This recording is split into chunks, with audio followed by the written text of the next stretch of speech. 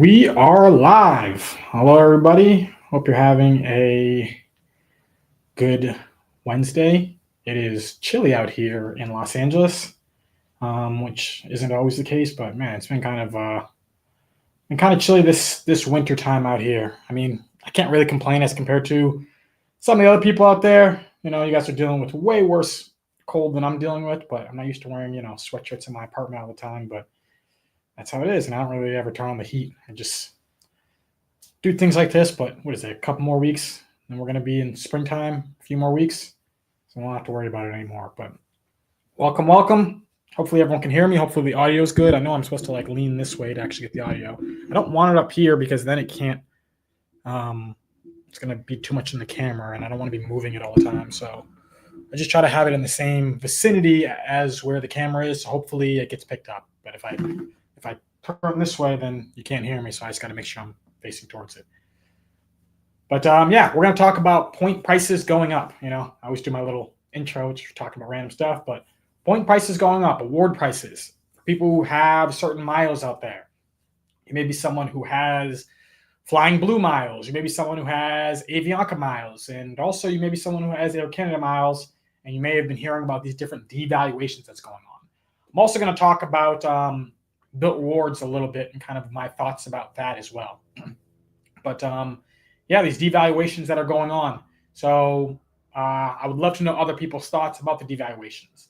The big one is going to be Avianca. So Avianca was a sweetheart. I got Avianca on here. Where is this? Here we go. Avianca. Avianca was a sweetheart to a lot of people because for a few years now, Avianca's had it to where they had typically, I would say the lowest, if not very on par with the lowest prices when it came to booking specifically like business class and sometimes even or first class flights. So if you were going to be someone who was booking from the West Coast, if I remember correctly, Avianca used to have it to where it would only end up being 63,000 points even from the West Coast to get over to Europe. So it can end up being a really solid deal. Whereas Air Canada ends up moving around with the distance band. So if you went from the West Coast, it ended up being 70,000 versus East Coast is 60,000. But Avianca miles were easier to come by, the life miles, because a lot of people purchase them. So I didn't never purchase Avianca Life Miles, and I'm not huge into purchasing miles. I talk about this in my course, not to say that purchasing miles is bad to do or wrong. I just think that you should exhaust all of your points first before you end up purchasing miles, because I don't think that ends up being the best deal to do that. But what a lot of people would do if they were, I guess, having a difficult time to get enough points to be able to take the trips they want to do, they would just purchase Avianca Life Miles because you get them for a lot of the times, if I remember correctly, under 1.2 cents per point. So at that level, if you can purchase it at that and then redeem for something that ends up being 4 or 5 cents per point, then it's kind of okay, well, anytime I want to book a business class flight, if it ends up being, you can get it for under $1,000 pretty much every single way you want to go. So it'd be maybe $1,800 for round trip business class over to Europe. I guess you had to add in the taxes and fees, but somewhere near about $2,000 round trip business class with Star Alliance partners. So people would do that just buying the miles because they saw the type of ease of getting the miles from doing that. So I get it. It's not something that I was doing, but I saw people who are more advanced doing that quite a bit. But I've always had a problem with Avianca, and it more came down to their website. So there's been a few different programs whose websites they drive me crazy. And while I have learned how to use them, I've also been you know what? I'm going to not really go into them unless I have to. I'll be willing to pay slightly more for programs that I'm more comfortable with. If not always, but if I feel that the other program ends up being better. For example, end up being Air Canada. So I would book with Air Canada, even if Air Canada costs 90,000 Air Canada miles to do a first class flight with Lufthansa, versus trying to do it for 87,000 with Avianca. You would say, okay, well, you want to spend 3,000 more miles? I'll do it just in case if there is an issue. I feel way more confident having my miles with Air Canada as compared to Avianca. So there are programs like that where you kind of have to wonder and make sure and feel good about the miles if if it does end up being any type of issues. And Avianca has never been one of those. So Avianca has been one to where I booked the flight that I'm going to be taking to go for this wedding that I'm traveling to over to Portugal. I used Avianca Life Miles because they had a sick deal for just 35,000 Avianca Life Miles to get from JFK over to Portugal. So I have that. I'm going to be flying from here over to JFK, here being Los Angeles, and then getting over to JFK. But that was a sick deal, and I was like, well, I'm not going to pay 60,000. I'll take the chance and do additional few more miles. And it worked out great. I think I even did it during a transfer bonus as well, too. So it ended up being a really solid deal. Let's actually, we got a comment over here. What's going on, Robert Lopez? How you doing? Hey, what's up? I'm just currently right now talking about the devaluations of different programs. So I've been more just going into Avianca right now and talking about why I never really got fully into them and what's been kind of my issues with Avianca. To me, I've had two websites. I guess I could say maybe three if I think of like ANA's website is pretty annoying to me as well. But the websites that have driven me the most crazy, number one has been Turkish Airlines. I've never had a website drive me more crazy than Turkish Airlines. It's just maddening. Like the amount of times I've been locked out of it, and then there's just been some type of issue to where my password or the awards and then after Turkish did their devaluation, I was like, I'm done with them. I had all these different Capital One miles that I want to transfer over to Turkish and just went, no, I'm going to transfer over to other programs. Now I feel that I have way more points to just spread around versus trying to lock them into with like one certain bank points and transfer over.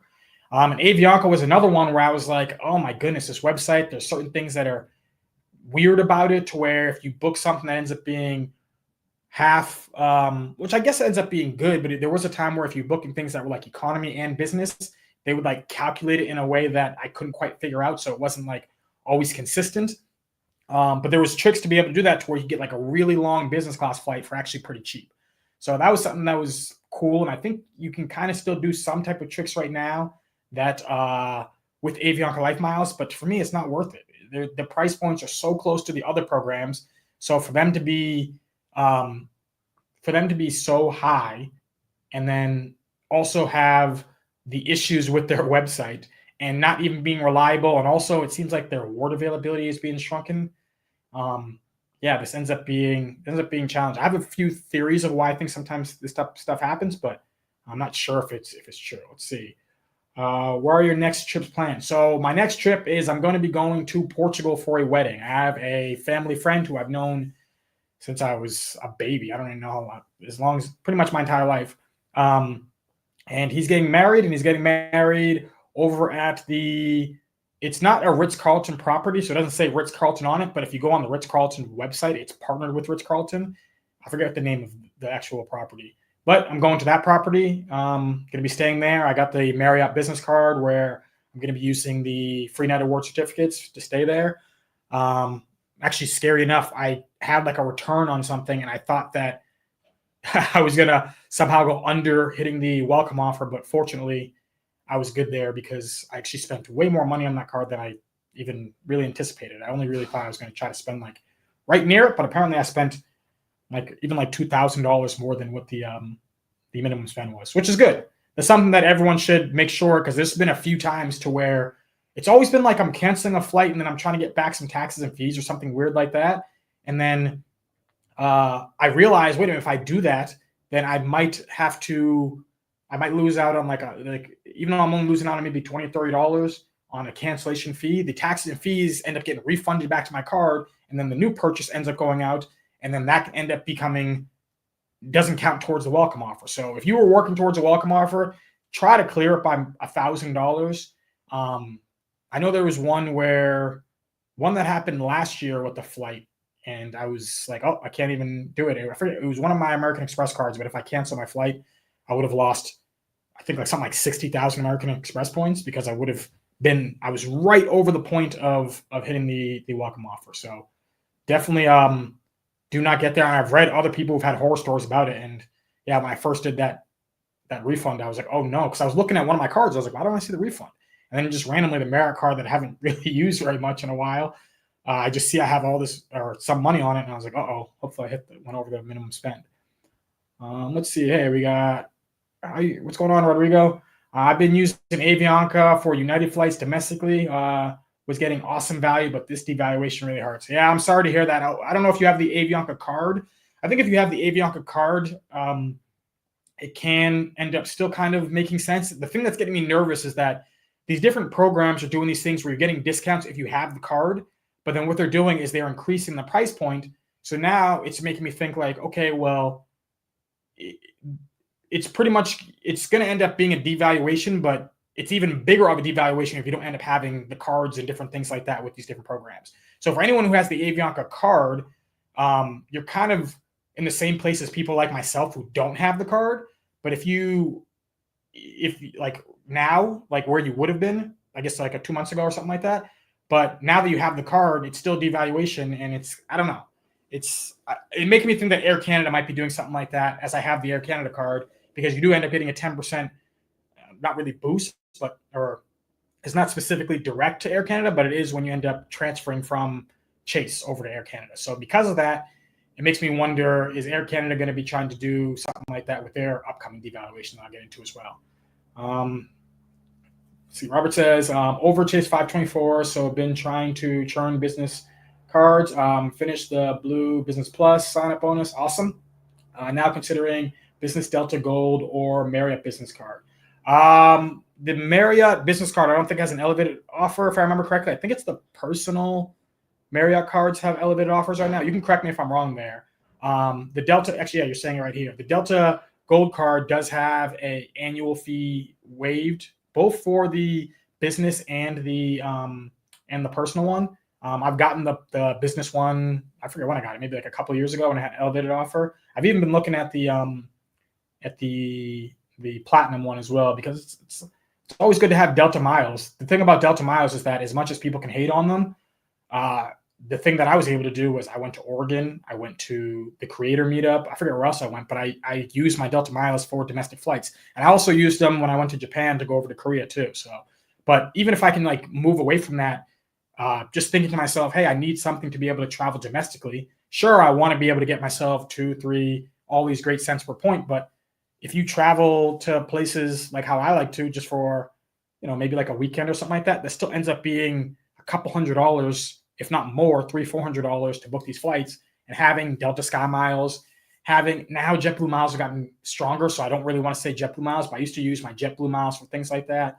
I'm not a Southwest flyer, but someone who has Southwest Miles, like you're still saving yourself possibly a couple $1,000. Oh, it depends on how much you're traveling throughout the year, but you could be, if you're traveling with another person, a couple $1,000 throughout the year off of domestic travel from having these different cards. So I would say go for that card. People tell you that Delta Sky Miles aren't good. Obviously, they're not. They don't have the ability to do as many outlandish things, but it's great for domestic travel. And who doesn't like flying Delta? So yeah. Wong Wei, what's going on, man? How you doing? Oh, you said you got denied? What happened here? I got denied for the U.S. Bank. Oh, triple cash business card. First rejection. Oh, really? Oh, the first one hurts the most, right? No, I've been rejected by so many cards. I'm on like 4 cards in a row or something, maybe even more than that, 5 cards that I've gotten rejected by a few cards. So I've been kind of like holding off for a little bit to just kind of let things move, because yeah, I've just been going mainly for business. I'm trying to get myself under 524 again, which isn't going to happen for a few months, but I've just been getting rejected from some business cards. I mean, I get why I've been getting rejected, but here's the thing. You get rejected for it, you're in the same place you were before. Maybe your points drop maybe you drop a few points, but if you have a decent credit score, it's really not going to make that big of a deal. If you don't need to get a loan or anything like that anytime very soon, it's really not going to make that big of a deal.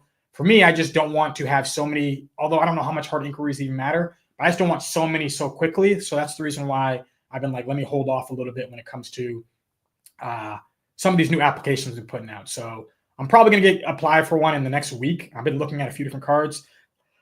Excuse me, like the Delta Platinum card. What I'm really hoping is that, so you just got the Blue Business Plus. I saw that there's an elevated, specifically targeted offer for the Blue Business Plus that I want, but I'm not targeted. So what I don't want to have happen is I apply for the Delta Business card, Business Platinum card, and then somehow that offer ends up coming out to other people or something. Because the real one I want to get is the Blue Business Plus, but I just don't want to get at the 15,000 point welcome offer. So I'm hoping somehow I can get that an elevated one. I don't want to miss out on it being elevated. I guess since it has a 12-month zero APR, there are some tricks I could still be able to do to help myself meet the minimum spend. Um, but I just want to make sure that how I end up planning it out, it can all make sense. But yeah, great for you to be able to get that card, and yeah, hopefully you can get one of those other cards that you have. You said, "Am I located on the?" I'm located on the West Coast. I grew up on the East Coast, so I go over to Massachusetts, um, typically like one time, maybe a couple times a year, um, to go see family. But I live in Los Angeles. I'm on the West Coast right now. So, and even though I'm wearing this hat and I got this thing on, it's surprisingly cold in LA right now. So let's see. We got Wong Wei saying, "Do you have any aspirational flying, or have you Etihad first, Emirates first? Oh, aspiration. Sorry. Do you have any?" Um, so let's see. Then first, A380 for Singapore first. Asking since I'll be flying Singapore first, A380 Hong Kong. Awesome. So I don't know if you remember, but we talked about this when we were at the in New Orleans. You and I both had it booked. And I actually had, and you were the first person to tell me that you had I think from a different area. It wasn't from Hong Kong you had. I think you had it from, it was somewhere else, maybe it was Shanghai. I can't remember exactly where it was. But you had it booked to fly first class on Singapore Airlines on the A380, and then they switched up the plane to being the 777. The exact same thing happened to me from Hong Kong when I was flying over Singapore. The only difference was I didn't even know. After you said it, like a couple weeks or something like that later, I went into the app and I saw that I was in first, but then there was like, I forget what it was. Something changed, and I go, wait a minute. And I looked and I was like, oh my goodness. So what ended up happening was, I called them, they go, you can change it. And to be honest, I actually think Singapore first is a nice product. And I know people might, like, you see the A380 one and everyone just gets blown away, and it is so much space. But when it comes to the Singapore 777 product, like, this is something that's going to be controversial, but like a lot of people go off on the Air France La Premiere, where it has the 4 seats. And I've seen La Premiere. I've never flown it myself, but it has 4 seats, and so does Singapore Airlines when it comes to their first class, when it's the 777. And then they also have 2 flight attendants for the 4 people for Singapore Airlines, whereas La Premiere, from what I've seen, only has 1 for the 4 people, which is still a lot of, a decent amount. But to have 2 flight attendants for 4 people is pretty darn incredible. Whereas if you had the one on the A380, it's 2 flight attendants for the 6 people that they end up having. So I still would like to fly it. I wouldn't want to spend the amount of points it would be to get somewhere like Frankfurt. But if I was going to Hong Kong and going through Singapore, I would do something like that again. But I was a little bit bummed out. But then what ended up happening was she was like, oh, do you want to keep it? And then I saw that there's a business class flight that you can fly from Hong Kong to Singapore, I guess vice versa, that ends up only being 34,000 points. So when I saw that versus, I forget how much the first class was, but it was more than double. I was like, because the business class is so much cheaper, and it wasn't available last time I looked. I think it was just at the regular price of like maybe like 60,000. I was like, because the Saver Award is available, I guess because they switched the aircraft, I just switched over to the Saver Award. Yeah, so I didn't end up getting to try it. I would like to try that. Right now, the one that is my most aspirational flight is going to be Japan Airlines' new first class, which I actually have booked. I don't know. We'll see if I can. I'm hoping I can take the trip. It's not for a while, but I booked it. Now I'm trying to plan things kind of around it. But that's like my main one that I would like to. Also, Etihad. I think that Etihad's first class looks really, really cool. That'd be cool to do. I mean, to be honest, if they ever did like obviously, if you can end up finding it with American Airlines, for anyone who knows how that works, but you can find it with American Airlines, but it has to be like under a month. So unless you're flying out of like Paris, it's very, very hard to find. But if you look on Etihad's website, it's 200,000 points to be able to book from New York over to Abu Dhabi. But I've seen them have 40% transfer bonuses before, like quite a few times. So if they end up having a 40% transfer bonus, the tax and fees is higher, and the cancellation fee is just outrageous, which is scary to make you not want to book it. But if you were like, hey, I know I'm going to go to Abu Dhabi and I can make it all work, then that's when I would want to book. But for myself, those 2 products, I say 2, Abu Dhabi one, which is Etihad, and then also looking at like Emirates. When I look at those products, I feel like I want to do them with other people because of the fact that they have the bar. Um, yeah, like I had an ability to be able to book first class with Qantas, and I ended up not doing it because it was just the points were so high. It was like 170 or somewhere near that amount of points. The first class didn't look the greatest to me, and I had United Polaris already booked, and I was like, I'm not going to pay more than double the amount of points to get that when the product itself doesn't look so much better. However, there's times where I'm like, I would pay a premium to where if it was like me and then my brother could also be in there or someone who I'm really close with, and then we're able to hang out at the bar as we have the flight, I would pay more for that. That would end up being cool. So some of these products that have these bars, such as like Emirates, I would want to book it, but I'd want to book it with another person. So I wouldn't even, I mean, sure, the game changer and things like that would be cool, and the shower and all of that. But I would mainly, it's the bar that I find to be cool, to be able to just lounge around, feel like it's the 1960s on a plane, and just be able to hang out with all different people. So that's where I'm at when it comes to aspirational flights. I got one booked. I would like to do the Singapore Airlines, and I'm more looking at Etihad that I find to be cool versus Emirates. I found the bar in Emirates to be cooler. If I had to choose which one I'd rather fly Etihad. Unless I was flying with people, then I would go with Emirates. Sorry if that's too long of a ramble. Let's see. Oh, you're heading to LA area? Cool. Oh, cool. You're in LA? Awesome. I would love to grab beer sometimes if one of my favorite travel content creators. Oh, cool. Yeah. Yeah. I've actually met some when the Let's Get to the Points group. I don't know if you went to that, but they had a meetup out here, really good turnout. And there was a few people who I met out here. So some I've already met previously. I met some of them at the creator meetup in Vegas, but there was some people out here who I got to meet who see my channel. Yeah. So I mean, I don't go out as much as I used to. I wish you hit me up like pre-pandemic. I was like, yeah, man, I'm going out all the time. Now I'm not even old, but I go to sleep early, wake up early, and go to the gym and do things like that. But yeah, maybe we could set it up. I would love to do another creator. I'm not specifically creator, but I would love more Points and Miles meetup over here in Los Angeles, because as cool as the ones that we've had in those other places, I feel like there's a decent group of people who are already out here in Los Angeles.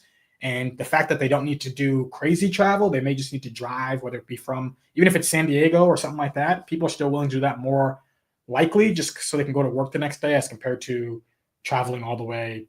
It's somewhere it has to be a plane and they may have to miss work. Yeah. So yes, when you told me about that one way in New Orleans, and I go, oh, I'm sorry, man. And I was like, you got to check to see maybe if you can do from Hong Kong. And then 2 weeks later, I looked at my account and realized that the exact same thing happened to me.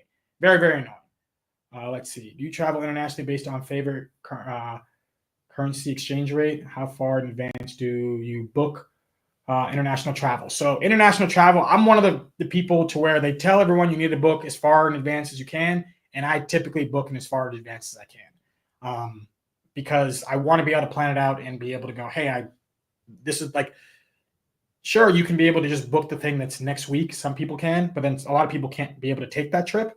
I don't usually take very long trips internationally. Like one of the ones I did take was a little more recently, was a little longer, but usually when I go to places, everyone's always shocked when they realize how long I'm in places. I think that's like, maybe if you watch my YouTube channel, if you ever look on my Instagram, it seems like I'm traveling nonstop, but in actuality, like when I went to Japan, I was there for like 6 days. I've seen other creators who were like, yeah, I went to Japan for like 2 or 3 days. But then when I actually go there and talk to people while I'm in these places, they're there for like 3 weeks or like 6 weeks. It's insane. Usually people from Europe. But so yes, I like to book in as far in advance as possible. And one of the things I teach in my course, Points Travel 101, for those who already got it, thank you very much. For those of you who haven't got it, check out my course, help you feel really confident when it comes to making award bookings. One of the things I talk about in there is you got to book something, because people go, I can't book far in advance. If I book far in advance, I don't know if I'm going to be able to take that trip. Well, would you rather the option to be able to take it? Would you rather pay now, essentially like a premium or fee, to have the option? So that's really what ends up coming down to me, where I see things and I'll book them and I don't know if I can always take the trips. Sometimes I have to cancel things. Sometimes I change things. Usually I try to do it with programs where I have the free cancellation, or I have very low cancellation fees. This is why it's good to have American Airlines miles, Alaskan Airlines. United is more expensive, but they do have the free cancellation. So anyone who's trying to get the United card with the 100,000 points, if I wasn't over 524, I'd be getting that, because as much as I do dog on United, there's a lot of times where they have availability, and just being able to book something and just know that I can freely cancel it feels really good as compared to booking and then losing. I don't usually do like I'm not going to be doing like, Avianca or usually Air Canada. If it's something where I'm like, I don't know if I can really take that, because I don't feel like losing over $100 on a cancellation. But I'll do it with Alaska for $12.50. I'll do it with American for $0, and even something like British Airways, I think it's like $30. So it's best to book far in advance, because then you get to see all the different things. Obviously, if something comes up closer and you can take it. But I think for a lot of people, can end up being great. Let's see here. Here we go. When do you think Amex or Alaska may close the Amex to Alaska transfer hack? So I think that there's some contract behind closed doors that we don't know, that might be like, hey, Hawaiian Airlines is going to be a transfer partner with American Express until the year blank in this month. And if that ends up being the case, it may end up going till then, unless like Hawaiian changes their name or something like that. Because if they somehow can like say that we are no longer this company, then maybe the contract can be void. But I just think that there ends up being a contract to make sure that the one of the players doesn't pull out. This is the reason, like sometimes there'll be transfer partners that leave. Like there used to be Korean Air with Chase, and it's gone. And then sometimes programs get added in. They all come down to contracts and deals. For a long time, if I'm thinking of it correctly, Aeroplan wasn't even a transfer partner of Chase.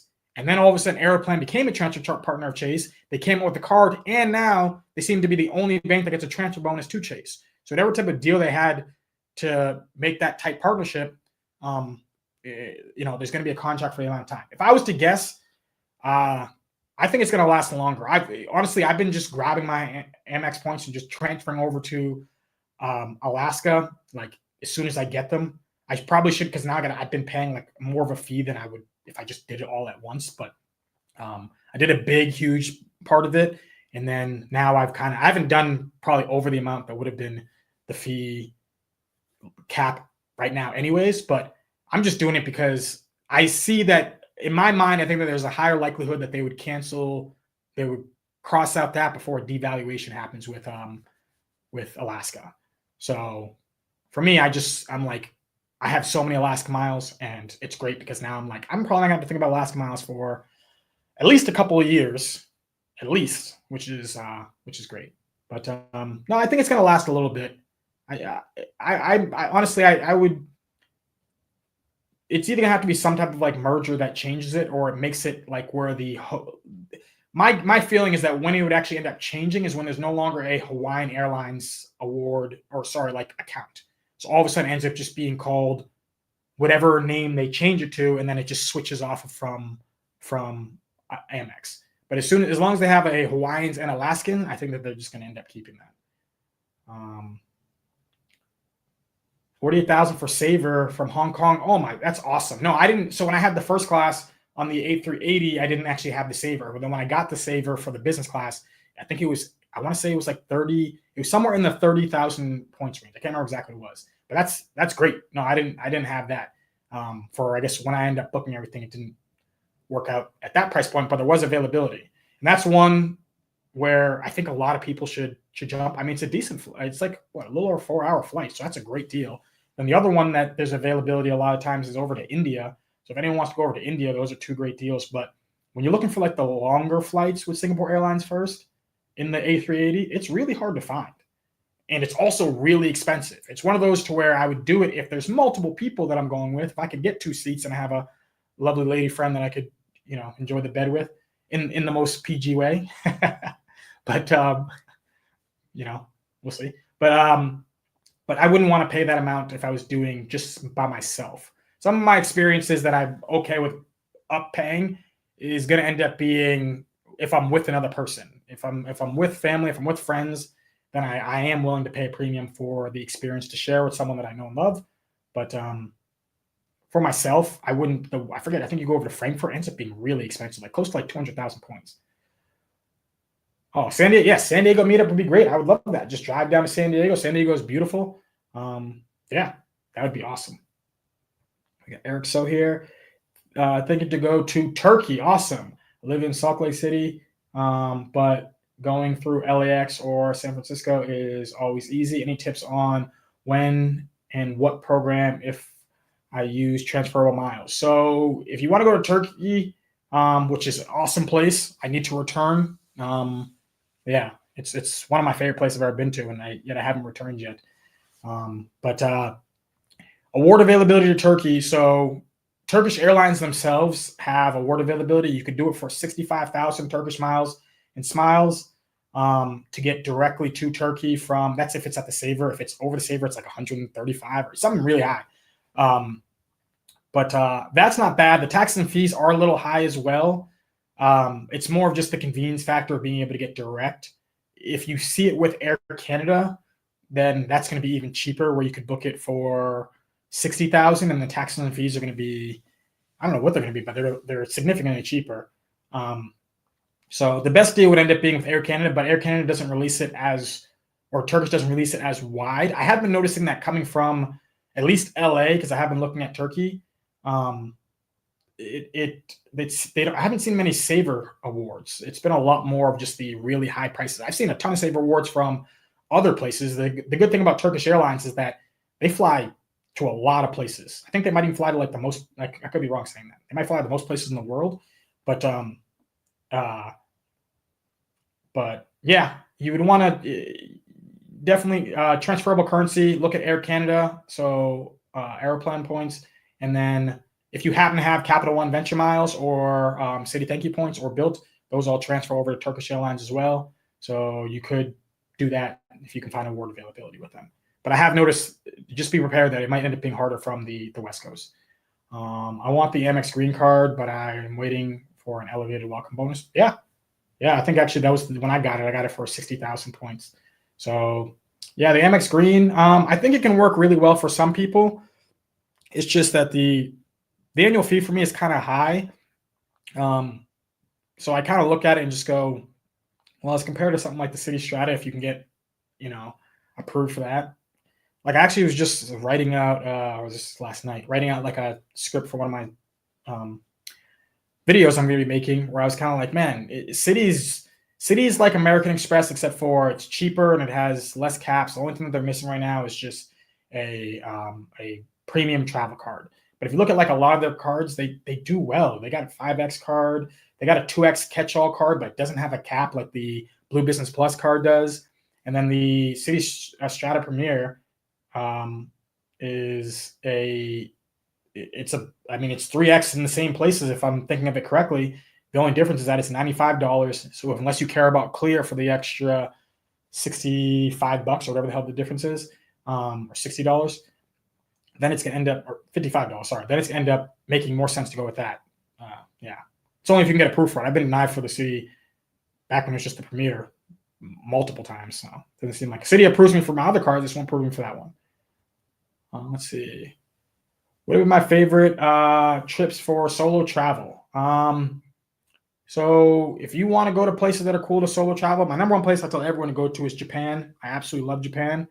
I think that everyone will enjoy Japan. It's like if you want to just party it up, you can stay in Japan for like really late, going to Shinjuku. If you just want to eat really, really, really good food, you can walk into all these different places. They're all like mom and pop shops. Don't even speak English yet. You can communicate just off of pointing to things, and they'll give you the best food ever for not very expensive, especially for how far the dollar's going right now. And then there's also a lot of people around the world who are traveling to Japan who are also trying to meet people. That's one thing that I've noticed. Like I did like a food tour and I met different people doing that. I also did a tour going to go see Mount Fuji and met people doing that. And then even just if you go into Golden Guy, if you happen to like to drink, you can meet people just at those bars there. I've met so many different people around the world in Tokyo. It was actually even harder to just meet the Japanese people, but I started to meet more Japanese people like the last time I went. So, but But yeah, I absolutely love it there. If you want to outside from there, you could go over to, I guess it depends on really all that you're looking for. I don't know exactly what you're looking for. Turkey is great. Turkey's a great place to go as a solo traveler. The dollar goes really, really far. Um, yeah, I would say Turkey. I mean, someplace not even that far. Mexico, go to Mexico City. That's fun. So, but Japan's always gonna be my number one. Thoughts on Aeroplan going dynamic? So that's actually one of the things I have over here. So Aeroplan is adding dynamic pricing. As bad as it sounds, so from what I've taken from it, I could be wrong. So if people think I'm wrong, you just write down wrong in the comment section. But from how I'm taking is I think that Aeroplan's going more like how Alaskan Airlines does it, to where there's certain partners where they'll actually give you more award availability if you want to pay the premium in the cost. So what Alaska does is you can book Starlux for, if you go from LA to Taipei, it ends up being 75,000 Alaskan Airlines miles. But then there's times where they have it where it's, I don't even know exactly how much it is, maybe like 150. It ends up being significantly more, but there's award availability. Some people might end up booking that if they're looking like, hey, I want 3 business class flights to go over to Taipei or maybe connect somewhere after. And they see that there's 2 seats at 75,000, and then they see that there's 1 seat at 150,000. Now you might not want to pay that 150,000, but if you average that all out, if you're trying to get 3 people, it's you, your spouse, and your child, then it could end up making sense if you just do like the average to pay that premium to get everyone across.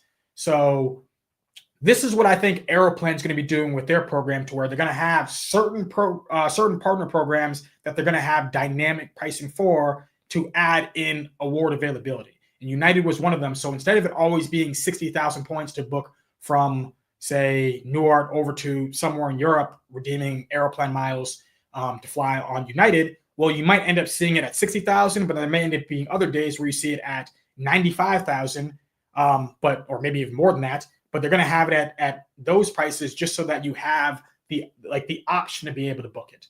So this might end up meaning that the saver award space goes down. I mean, usually you only end up seeing 2 seats anyways, but I think that the way they look at it is that this is a win-win for everybody, because now for that additional award space, they can say, hey, listen, we'll pay a premium for the additional award space.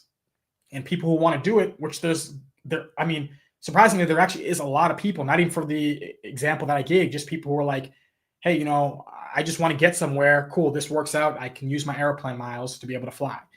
Then it's a win it's only really a loser for the people who don't realize that they're losing on not paying the cheapest price. But if they're okay with paying the more, then it's a win for all parties involved. The scary part ends up being what if they just like eliminate the lowest price. If it's just all dynamic, then that would be horrible. That would affect many of the awards of flying with Aeroplan, and yeah, that would not be good. But my hope is that how I just said it is that they're going to have a saver price, and then they're going to try to have with certain partner airlines, because they didn't name everyone. They only named a few airlines, that they're going to have prices that fluctuate. If the prices that fluctuate are fixed, that is great. If the prices that fluctuate are just random numbers, and this happens in March, that's where it's going to end up being a bad sign. But that's my thoughts. I'm not sure if anyone agrees. Oh, we got a decent amount of people in here. 45 people. Welcome. I don't know if I've hit this numbers before. You're welcome, Eric. Hey, we got Cesar in the house, or Caesar.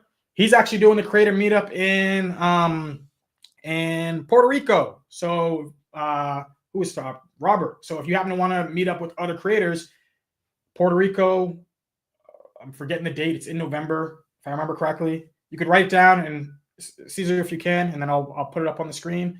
But there's going to be a lot of us out there. He's hosting it, getting it all set up, and trying to make it great for everyone. I have not booked stuff yet. I'm trying to figure out many different things around that time, but hopefully I can make it all work. And because I've been to the last 2 and I've had a great time, and I've been wanting to go to Puerto Rico anyways.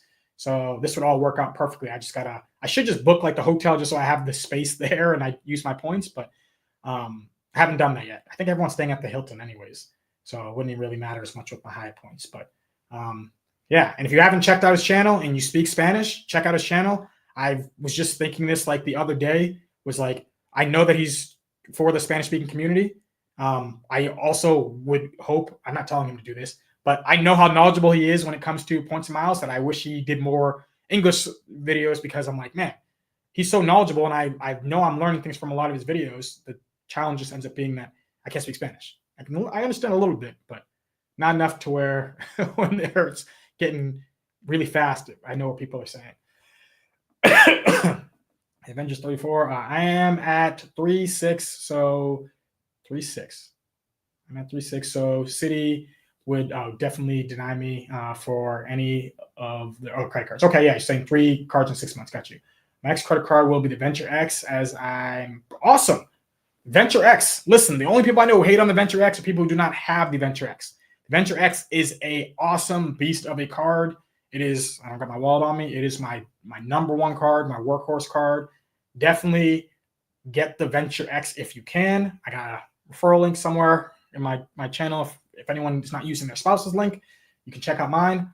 But yeah, the Venture X is fantastic. I absolutely love that card. Oh, yes. Hit that like button. Get more people coming over to the channel. Thank you so much. Thank you, thank you, thank you. Let's see. Air France devaluation was hard for me. Oh, I'm sorry to hear that. Was planning a trip to, yeah. It's, so that's the next one I have here. So I talked about Avianca, and I talked about Aeroplan, my thoughts. Flying Blue. So now the price went up to, which doesn't seem horrible. It went up to 60,000 versus 50,000. And if people actually remember, a couple of years ago, it had it where if you were flying into Paris, it was 80,000. And then if you were going to Amsterdam, it was like 60 something. And then they dropped it all down to 50. The difference is that because the prices, I guess, were just so high, there used to be lots of award availability to fly over to Paris. Now, with these, when it went down to 50,000, for a little bit of time, there was a decent amount of award availability, and then it just started vanishing. So if anyone's been looking to try to find award availability on Flying Blue lately, you may have noticed that it's a lot more challenging now as compared to what it was. And even as they moved it up to the 60,000, I haven't been seeing award availability pop up. But in my feeling with Air France is, unless you're in a situation like Caesar where you have an entire family that you're going to be trying to get so many seats, because I've seen them have 9 seats available. So that's great if you are a family of 6, because it's really challenging to find 6 business class seats almost ever.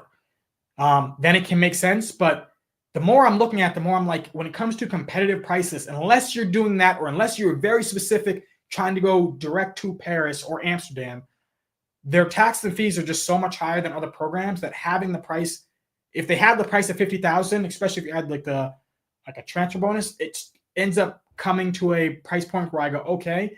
But compared to Aeroplan 60,000 points, and the taxes and fees are under $100. So I'm paying $200 additional to fly with Air France versus maybe United, or who else could it be, Lufthansa. So if you're just trying to get over to Europe, I would say I'm not going with Air France unless I happen to have a larger family and I'm trying to find a ton of seats, which they can be fortunate with.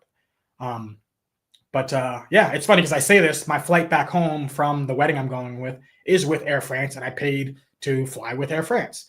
But it's just because I'm like, well, I'm going to be going over there for like a day or so after. So it's close. It's the easiest. There's no direct flights from Portugal over to Los Angeles. I have to go to San Fran, and it was just a whole pain. So this thing ended up being easier. But Flying Blue, I think I wouldn't speculate. I mean, I have done it before where I speculatively transferred to Flying Blue when there was a transfer bonus, but at the current moment, I wouldn't do it. I wouldn't do it just because I just see this. The tax and fees, I'm pretty sure, went up too from last year to this year, because I booked different flights with KLM, Flying Blue, and again, or Air France, and then again with Air France. And the tax and fees were, I want to say, like $50 or $60 more this time than they were the last time. I guess I booked it all last year, but I'm thinking of the times I'm flying. But yeah, I don't know. I will say that the product is going to be better. I find KLM and Air France to be better than what you'll see from Lufthansa, what you'll see from United Polaris, what you'll see from American Airlines business class.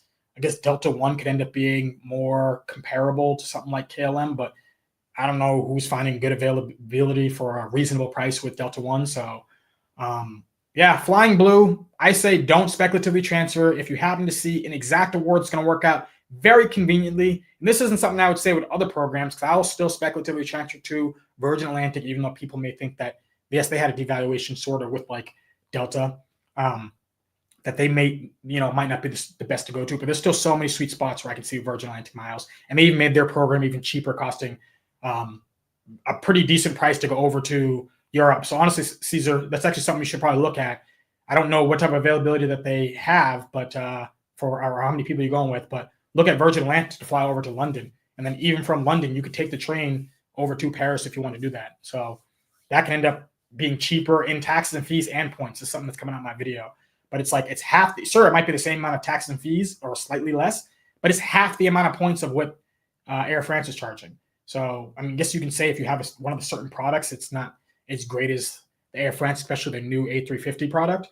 But yeah, I would say hold off on any type of speculative transfers to something like a Flying Blue, because yeah, it's just those taxes are killer. And when you start to have the same price point as all the other competitors, it's like, why am I paying this high in taxes? You better give me something that's better. Let's see here. Sorry, so I missed some of the stuff. We said France. Any recommendations for food tours in Tokyo? So go on to Viator and use Rakuten when doing so. So I do food tours in, I'm not gonna say everywhere I travel, but I've done them in a few places that I've traveled to. And the only one I didn't have a good experience with was in Australia. It wasn't like I was horrible, but the guy didn't really know exactly what the heck he was talking about, and the food there was forgettable. So that's the only one but I did one in Turkey, and it was awesome. That was the first one I've done, and I was like, I'm gonna start trying to do this in other places. I did one in Japan, and when I was in Japan, the guy was so funny, the Japanese food tour person, and after we were done, that was when the people who I was like part of the tour, they're like, hey, does anyone want to go out after? We're going to go to this place called Golden Guy. And I went out with the people from the food tour, and we just were there chatting for all night, just drinking and just talking about places we've been to. And just, I'm listening to all these different people who are from London and from Wales and from the Netherlands and Aussies and just all these different people, mainly from Europe. I'm chatting with them. And next thing I know, it's daytime. We were just out because as long as we were paying at Golden Guy, they just kept on giving us drinks. And it was kind of crazy, but I'm just meeting people like that was really cool. And I'm trying to think of other food tours I've done. Yeah, but I would say go on Viator. Don't, like, sometimes you'll see some that will have like, oh, why is the more expensive one? A lot of times I just try to find the cheaper one. And if it ends up being a decent amount of time too, where I feel like it ends up being a big portion of my day, that's what I like to book with the food tours. But I've found them to be great. I really, really like the food tours that I've done. I met someone in Japan who was like, well, I don't know if I want to do them because I feel like I could go find the food myself for cheaper. Possibly, yes, but you're paying kind of for the experience, and you get to dabble in all different kinds of food, and you get to meet people when traveling. So if you're a solo traveler like myself, I've gotten to meet all different people while doing that. So yeah, I would say go on Rakuten just so you can get the points back, your American Express points, and then check. It really depends on where you're going. Some places have a lot of food tours, like I think when I went to Spain, I did one out there. But then some have more limited, but I recommend them. Just don't pay too much for it.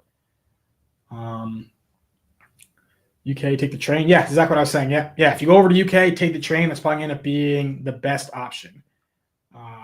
Forward to watching. 12 likes. I help. Yes, thank you so much. I really appreciate it. Really appreciate the love. November 8th. Yes, he's talking about the day of the creator meetup in Puerto Rico. I need to make sure, even though I don't know exactly about my flights yet because I have to figure all that out, but I should just book the hotels just to make sure I get the lower price. Yes, most people are staying at the Hilton. So if you want to be with all the cool people, if you want to be with the dorks, I'm probably going to be at the Hyatt. But if you want to be with the cool people, check out the Hilton. Vincent, what's going on? Welcome. Glad to be here. Oh, Rewards Master. Welcome, Rewards Master. Thank you so much. Wife and I flying economy in May from DC over to Rome via Virgin points on Air France. Would you recommend business or first class back to US or economy and stash more points for future travels to Japan? So if you see the availability for booking a business or first class back, then I would say book that. You can always get more points. It depends on how many points you're talking about. But I would say if you're flying over in economy, then yes, treat yourself coming back. I know that people are different on this, but I am someone who is really big on when I fly back home, I want that to be my premium seat. I've flown in economy 2 places. I've been over to Europe in economy. I've been over to Asia in economy. And honestly, I'm so excited to go visit these places that I can rough it out in economy. But when I'm coming home, like when I was coming home from Bali and I had Bali belly and I was feeling horrible and I just wanted to sleep, that was the best thing ever to be able to have a bed. So I say treat yourself on the way back home, because if you don't, then you're sitting there thinking, oh, I got to go back to work. I got to do all these different things. And then now I have to also sit in economy with all these people next to me. Treat yourself on the trip back home. I find that, at least for myself, to be better. And I know that other people disagree. They say that when they're coming home, they just like, I just want to come home. No, treat yourself coming home. You can always get more points. If you watch my channel and all the other creators' channels out here, you'll learn of ways how to get points for even you and your wife to be able to travel to Japan with points. So you'll be able to do it. You can get over to Japan with points, you and your wife. It depends on where you're going from. I don't know if you're actually coming out of DC, but if you can get over to the West Coast, you can do it for 2 people, like 160,000 business class. Or if you can find with American Airlines, it can end up being what is that? 160,000 business class for 2 people. Yeah. So book it. If you see it, book it. I don't know which first class you would see. Maybe you could do it with Lufthansa via Aeroplan. But if you see it and it's not going to be an inconvenience and you haven't experienced it, I would say give it a try. Go with it. You can always get more points. Venture X will be my first premium travel card. Awesome. Honestly, like I love my American Express Platinum card too. But you can have that and be perfectly fine as like the one card to just run a ton of stuff. It's a great card. Absolutely great card. Very easy to get great value from. Cesar says, denied twice for the Venture X. We'll try. Hey, it took me 3 times. Too many revolving accounts open. Yeah. Hey, I understand. You know, it's funny because I see other people making their videos be like, I have this many cards open. I don't even know. I never really count. I have like a thing where it's holding all my cards. And I just look at all these different accounts and I'm like, oh, I got to cancel this one soon. Actually, thinking about it, I probably have an annual fee to hit one of my cards more recently that I need to cancel because I got one card about this time last year. So I should probably go check that account. But yeah, that's what happens. It took me 3 tries. And one trick that I don't know if this is true, I'm going to say it anyways, but this could just be me making stuff up online. But one thing that I think that may have helped me with when I got approved for my Venture X was I didn't pay off all my other cards. Not that I was paying interest, but I had what looked like I owed a decent amount of money before I applied for the 3rd time for my Venture X. So there's a possibility that they saw that, hey, wait a minute, with this card, he has a $10,000 limit and he owes $7,000 and he's applying for our card. So now, even though he has good credit, it seems like he may be someone who's going to be paying interest. Maybe that's what helped, because I'm like, I don't know why I got approved the 3rd time. I didn't change much. If anything, I was applying for more cards. So, yeah, I'm not sure, but I just say, especially for a card like that, that's great. Keep on applying. But that could be made up BS that I just said, but that's the only thing I can tell that was slightly different when I applied for the card the 3rd time, was that I put a ton of spend on a card and I just hadn't paid it off yet, because even though it did hit the statement, it didn't hit me owing interest, but it did hit to show the banks that I was owing one of the cards money. Air France went up and less availability. Yeah. In the past, our 5 business class seats. Now most of seats 4, still decent. Yeah. Yeah. It's unfortunate. Which Built card was your fave? Oh yeah. So Built was the last one, which actually I forgot to make a banner for. But Built was the final topic that I was going to do for the live, which was going to be the changes with Built. So here's the thing about Built. Built is really good. Built is I'm writing this in my I'm writing this in my stories, but or my next video, but I'll say it now anyways. Does anyone remember Movie Pass? To me, Built is like Movie Pass, to where the more customers they have, the more the business model can't make any sense. You're just gonna be losing money the more customers you have. So anyone who had Movie Pass, it was a card that you got when I first had it. It cost like $50, and you could go see a movie a day, which was kind of strange, but it was like no one really goes to the movies that much to where they can still make money off of, certain customers going. But then they switched to being $10. And a movie ticket costs, at least in LA, I don't know how much it costs around the rest of the country, but it's like $18 to go see a movie. So, or sometimes even more if you go see it in like, IMAX and all these other different things. So you're paying somewhere double the amount, and the movie pass card costs $20. So if you just get someone who goes to the movies 3 or 4, a bunch of different times, movie pass is just losing money, but yet movie pass was trying to acquire all these customers. What Built did was Built goes, hey, we're going to give everyone rent. We're going to give you points for your rent. You don't even have to give us anything for it. And people go, okay. So then people started doing just that. And then Bill was like, well, wait a minute. Now you guys are gaming the system. You guys are only using it for rent. It's like, no, well, you said it was for rent card. So I got all these points from rent. You're going to be, just losing a ton of money from all these people who are getting points. So obviously you're going to have to put some type of cap to make sure that you don't lose an outrageous amount. But it still ends up being a pretty darn outrageous amount if you think about every single time. Even if it ends up just being every customer they have, they're going to be losing, I don't know, let's say it's, if they're giving out, what is it, 1,000 points if you have like $1,000 in rent. So that's $10 if it just ends up being just regular, if it was just a cash back. So they're losing $10 on maybe the hundreds of thousands of customers that they have every single time. So they need to be making more than that for all these different customers. And they're probably losing a lot more than that because there's people who are gaming the hell out of it to be able to just act like they're paying rent when they're not even doing it. So, and then on top of that, the big thing that Built did was they said that this is for people who want to pay for rent with their credit card. But then also, we want people who are big into points and miles. You don't want to, if you put those groups of people together, what's going to happen is you're going to get people who are going to, like, if Built was cash back, I think Built would actually end up doing better, but they wouldn't have grown in the same speed.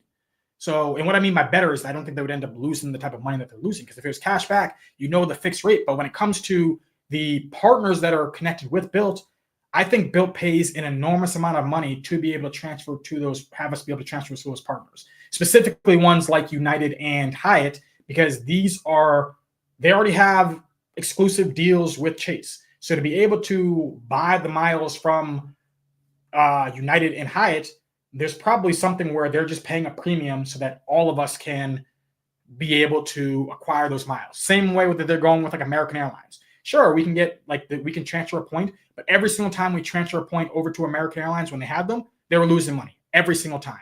Every single time you transfer over to United, they're losing money. Every single time you transfer over to Hyatt, they're losing money. What's going to end up happening is those transfer partners are going to go away. They got the people to acquire the customers, and then they're going to go away. So with their new cards that they have, they had one that was $95. That's like the same as the current one. If I was to get it, I would just get the no annual fee because it just would make the most sense. I don't try to go, I wouldn't try to do anything but Built status or any of that type of stuff. Just get Built points through the rent. They're going to end up doing a number of different tricks. They're going to end up doing it where you're going to have to use your Built card once every week. They're going to do things to where the clientele that they've gotten, it's not that we're bad. It's just that for what they're seeking, it doesn't really make as much sense because we're going to try to maximize and get the best value. So if they're going to be mad at us for maximizing and getting this best value, they're going to need to get a lot more customers who don't do that. But the people who don't do that are pretty much just going to cash back. So if you were most people don't even know that transfer partners even exist. I help people choose credit cards and make award bookings. And the amount of people I know who are like, oh, do the banks even want us to know this? They don't even they've had credit cards for 15, 20, even more than that years. And they have no idea that transfer partners even exist until I tell them. So they need the customer who doesn't even realize that and is just using Built points in ways that isn't going to be costing Built a lot of money. But I don't know, and this is me speculating about a number of different things, but I don't think that Built can be making money or it's sustainable, not only giving us points for rent, which is no one else is doing because they're losing money off that, but also having us transfer points to programs that are very costly to them as well. So I hope Built's around. I think Built is going to be great, but something makes me feel like Built's going to be like MoviePass, where just one day your MoviePass card just stops working. So if you got Built points, transfer them out to partners that you really like.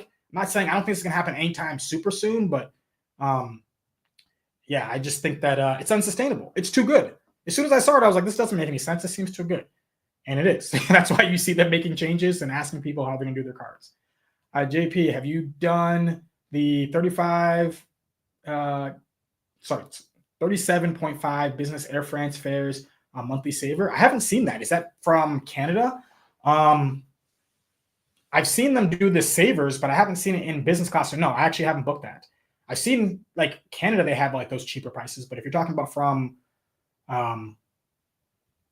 just the US, no. Yeah. I think they used to have like a premium economy near that, but that wasn't specifically the saver. Yeah. You haven't been in Los Angeles long enough then to understand Spanish. Yeah, I guess not, maybe. I found a couple of great Virgin. Awesome. That's fantastic to hear. Air France hurt because, yeah, it's great for the family four. Yeah. Yeah. I don't know how the age of everyone, if people can split up or how exactly it all works. I'm even trying to figure out myself. I'm trying to get my brother who needs to get his darn passport. But I have a brother who's stationed out in Frankfurt, not Frankfurt, but near Frankfurt, who I visited. And I want for me and my other brothers to all get together and be able to go out there and see him. But one of them doesn't have his passport, and he's like, I want to go see him. We got to go figure this out. But so getting everyone together and trying to make it all work. Like, I don't even know exactly how I would even do it. But if I could find flights for us, all of us, that'd be great.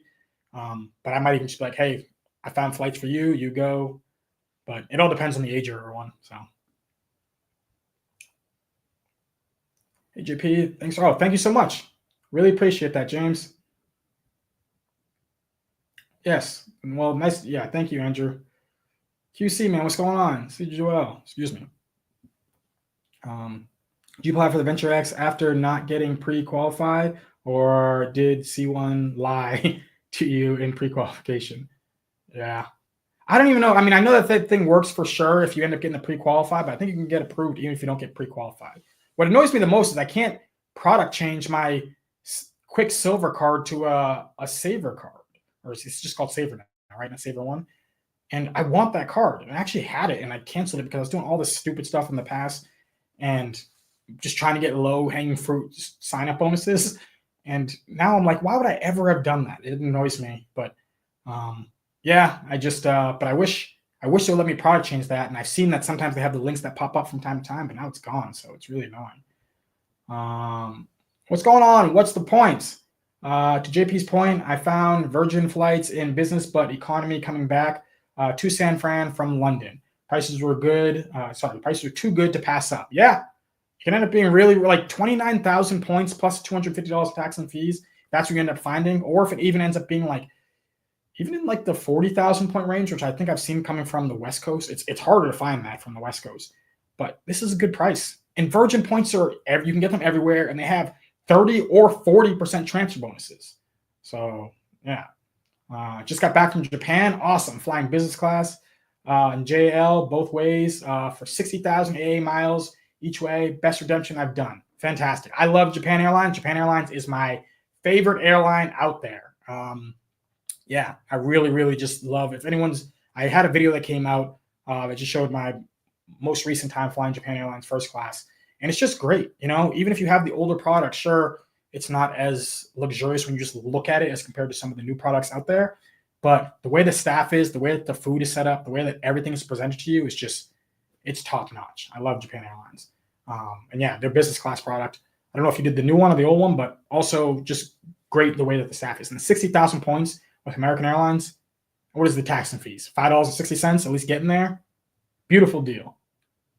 JP, which major airline has the best premium economy in your opinion, not first or business? So I would say that, I don't know if we're talking about specifically deal or if we're talking about just the best product. The Air France premium economy, that was their like newer one, it can be really good because you can actually recline really far back.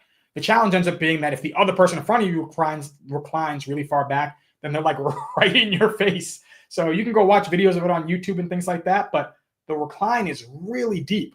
But it becomes a whole thing where everyone's doing the recline because if someone in front of you reclines, you have to do it as well. And then it kind of is weird how the positioning of things go.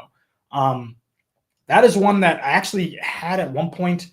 was trying to book it, but then something happened with plans with someone else I was supposed to be meeting up with. Um, but that is from what I've seen to be a a really good premium economy product. And it used to actually have a good deal because I remember I was thinking to myself like there was a decent amount of award availability for premium economy with Air France, and no one was ever talking about it. And if I remember correctly, it was going for somewhere near like 35, 34,000. Which listen, if you can get Iberia for 35,000, sure, that's way better. Iberia business class, but it's harder to find. Whereas I was seeing all the time Air France business class, Air France premium economy for like in like I think it's went up now since they did the devaluation, but somewhere near about 30-ish thousand points with like $100 in taxes and fees all around. And no one ever talked about it. And I really think that that's a good product. That's the one that I've focused, that I've seen more, that I'm like. And then there's also Japan Airlines on their new premium economy for their A350. So that one is good. And probably Singapore Airlines, because a lot of their flights that they have, especially if you're going from Singapore to San Fran or LA or New York, they only have premium economy and business class. Singapore Airlines, you can't go wrong with them. So I know I just named a few, but from what I've seen, honestly, it's ended up, I haven't flown in much of it, but Air France, just because of how much you can recline, looks really, it seems like it's a decent product, especially if the person in front of you doesn't recline at all. Going to England and Scotland in April. Awesome. Business class from LAX to London, and return flights, 35,000 points each way. Sorry, each 70,000 points total with the Virgin. Beautiful. That's exactly what I love to hear. So I love hearing people book flights. I know that a lot of people really like a lot of people really like what just happened here? Something moved. I apologize. A lot of people really like earning points. So earning points is great, and you need earning points. You can't be able to redeem without earning points. But they're actually booking the trip and taking these trips is really what it's going to end up being all about. So being able to go over to England and Scotland, I want to go over to Scotland myself. I've been over to England. England is expensive. That's been the most expensive place I've ever traveled to. At least, I mean, I guess you could say it's near like New York, but I remember just being like, "Ooh, I'm spending a lot here." But I still really liked it out there. Stay at the Ondas, and Scotland is somewhere where I'd love to go as well. But that's really cool. I'm glad to hear that. Surprised you don't have more subs. Your content is very good. Like sub. Oh, thank you so much. I really appreciate that, Andrew. Yeah, I've been changing up how I'm doing content this year specifically, or a lot, just to make my quality better. I was in many of my videos more just giving people information and not as much of making it as engaging as maybe as it could have been.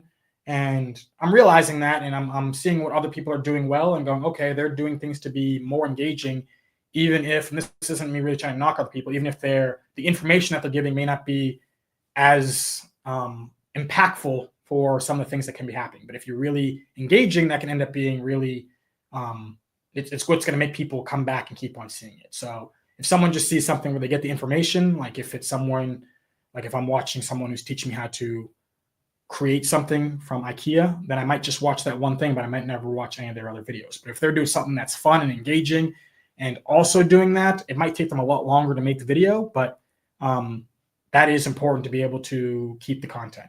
Or keep the content good and make people want to like and subscribe.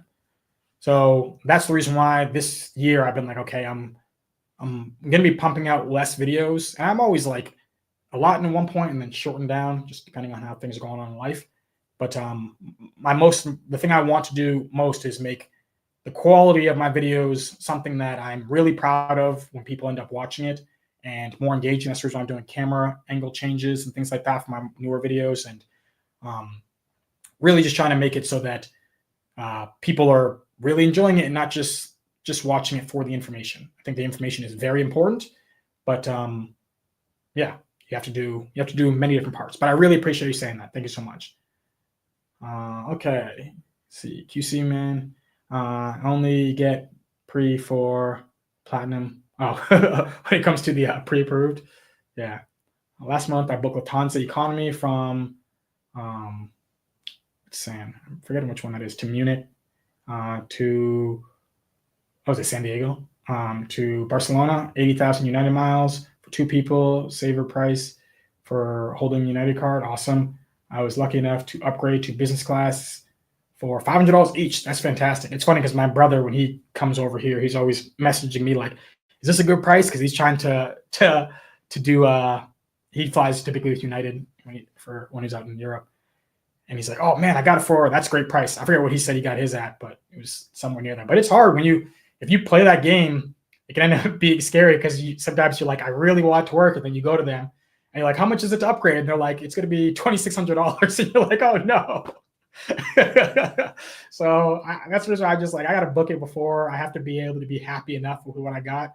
Maybe you would have been happy enough with it, but um, yeah, I get scared when sometimes I get messages and they'll tell me, like, "Hey, would you like to upgrade?" Because I do mainly economy travel when I'm traveling domestically. Even if I'm going to like other sides of the country, I'll do a lot of times economy travel. But usually I'm like, man, it's just so expensive what they're asking for, especially domestic, where unless you're going from like LA to New York or to Boston, you're not really getting much. You're getting just like a bigger seat. You get the meals, depending on which airline you're flying with. If it's United, the meal's going to be really suspect. Um, so, but if you can get good prices, especially for something long like that, and if it's United business class, the last time I flew United business class, the meal was actually a lot better. But I did economy one time, international, and the meal was, oh my goodness, it was not my favorite. So you're talking about Caesars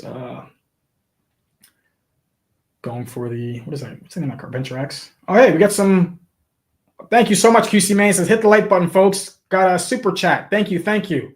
Really appreciate that. Sorry, I talk about things for way too long on some points. I apologize, but that's just the ramble that I do sometimes. Points. Oh, talking about Japan.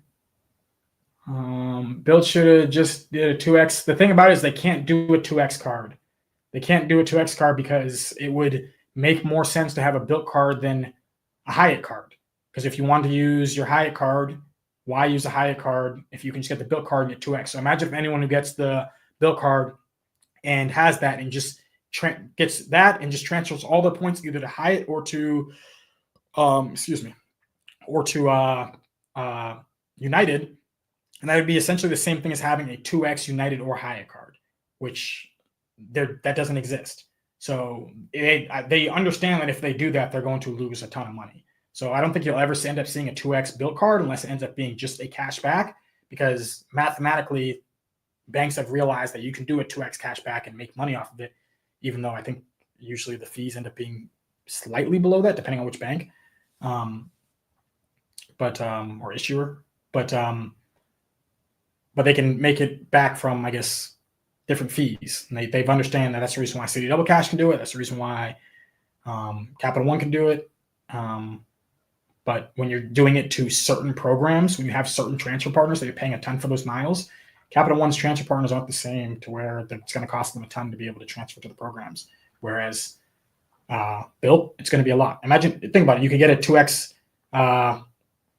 2x, what do you call it? 2x car with Built, and now you're going to be transferring all to Alaska at 2x for all purchases. I don't know what they're paying for Alaska miles, but it's too good. Like I'm on the side of I get what people want for Built to do, but we also have to understand that they're losing money now. So you have to think about where is Built at, where they have to make changes to where all parties involved can win. Hopefully, we luck out in the third, like JP. Yeah, we're talking about getting the card. Let's talk about Japan. Good food everywhere. Rich history. Yeah, Japan is awesome. Basically waiting to get under 524, says John. For the CSP, actually, same with me. That's actually what I'm going to get as soon as I get under. I don't make extra money outside of my W-2 job, so Chase Inc. Preferred has not been considered. Yeah, which you could tricks you. Yeah, I know that the spend is high. If you ever have expenses come up, such as like going to the dentist, if you have car issues, anything like that, or it does end up being expensive, or if you happen to, if you can prepay things, yeah, the Inc. Preferred is one that I think it was a 10 Gs. When you start to look at like the platinum card, someone's car's going off. Um, that's where it's like 20 G's, and that one just becomes challenging.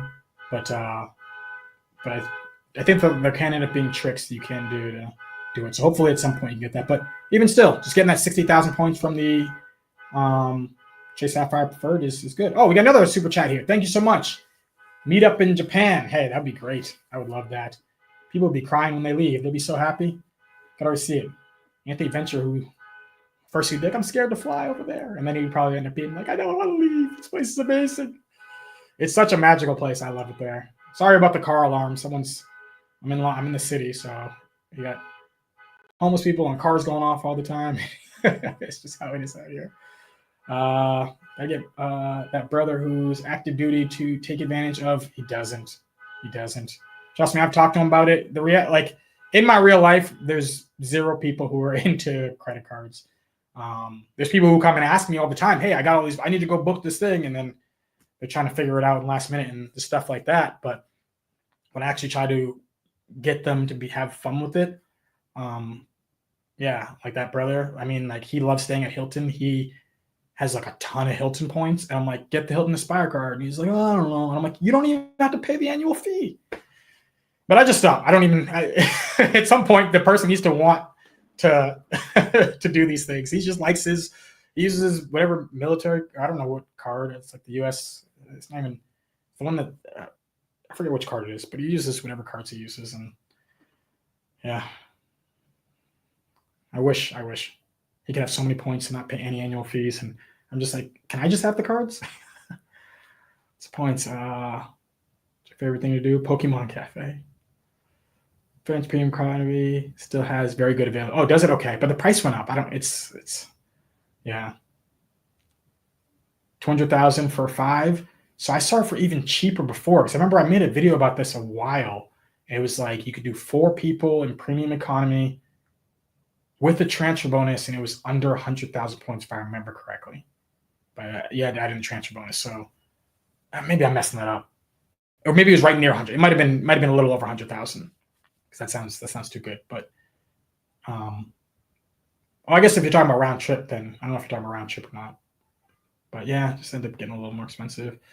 I love my Chase Freedom Flex as I get 5x points on PayPal and groceries for half the year. And I get 8 points when I use the shopping portals to buy my coffee bean and traded.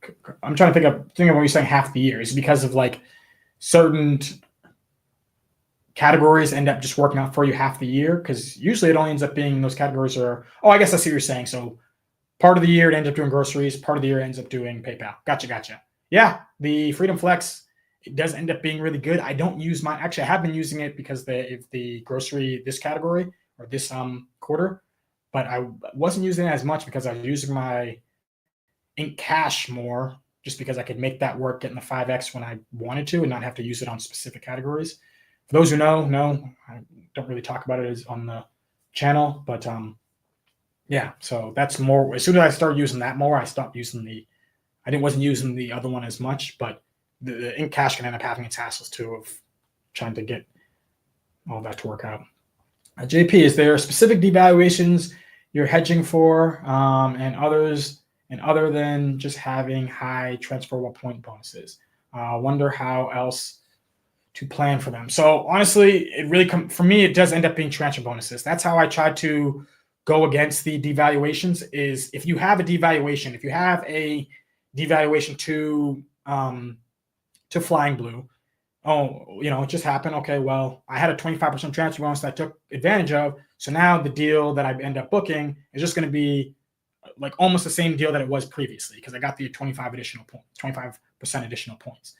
That's really how how you can end up doing it. Outside of that, you just have to leave it as being a transferable currency.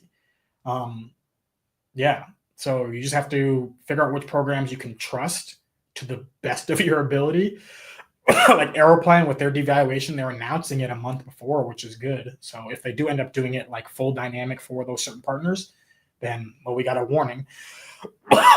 Virgin Atlantic has done changes to their program where they didn't tell any people, but then they also have done ones where like they just had, and it worked out better. And they told people a couple months before too. So, not really. The only thing is just transfer bonuses, because I've yet to transfer to a program that I rely on. That I've done it with a transfer bonus, where after the devaluation happens, I've been like, man, I lost out even from the transfer bonus. It pretty much never happens. So, like, I transfer to Virgin Atlantic when they have 30% transfer bonuses. So they'd have to do more than a 30%. Like, it just, yeah, it'd have to just be such a big devaluation that usually doesn't end up happening like that. And Virgin Atlantic even went up to being 40% transfer bonuses, which sometimes when I start to see like so many transfer bonuses, like, or sales on points, like you saw with Avianca, it gets me a little bit weary, because I'm like, oh, what are you guys about to do? It seems like you guys are doing this, and as soon as you hit a certain number, then you guys are just going to devalue, and then you just make a ton of money off of all those things that you sold. That seems like what Avianca did. So, yeah. If you had to pick your 4 or 5 best Amex credit card slots to be either 3 Hilton and 2 Marriott and 4 Hilton and 2, I don't like Marriott. So it's funny because I've been playing around with their site and looking into the information about them more and more after getting the Marriott card and trying to figure out how to use my free night certificates. And I just don't like the value I can get from their program. Like, it's never going to make sense to transfer to them. No, I guess not never, but it's very rarely going to make sense to transfer to them. I think I saw an availability if you transfer to go to the Ritz-Carlton, the Maldives, you can get more than 1 cent per point and get the 5th night free and get it somewhere, I don't know, maybe even close to 2 cents or slightly below it. But it's just Marriott as a whole. I think that they're the Delta of hotels, to where they've already gotten so much prestige because everyone just loves to go use them. Everyone wants to fly Delta over like American. As much as American Airlines miles are so great, American Airlines has a ton of delays. The amount of people who I'm like, hey, you got to go get the American Airlines card so you can book these different trips you want to take. And they're like, I hate American. I'm never going to get their card. And I'm like, please, I like flying Delta. Like, I get you like flying Delta. You never need to fly American. Just get their card. But there's a thought process of people going, I like staying at Marriott hotels. There's all these different ones that I've stayed at. I've stayed with them for a bunch of times.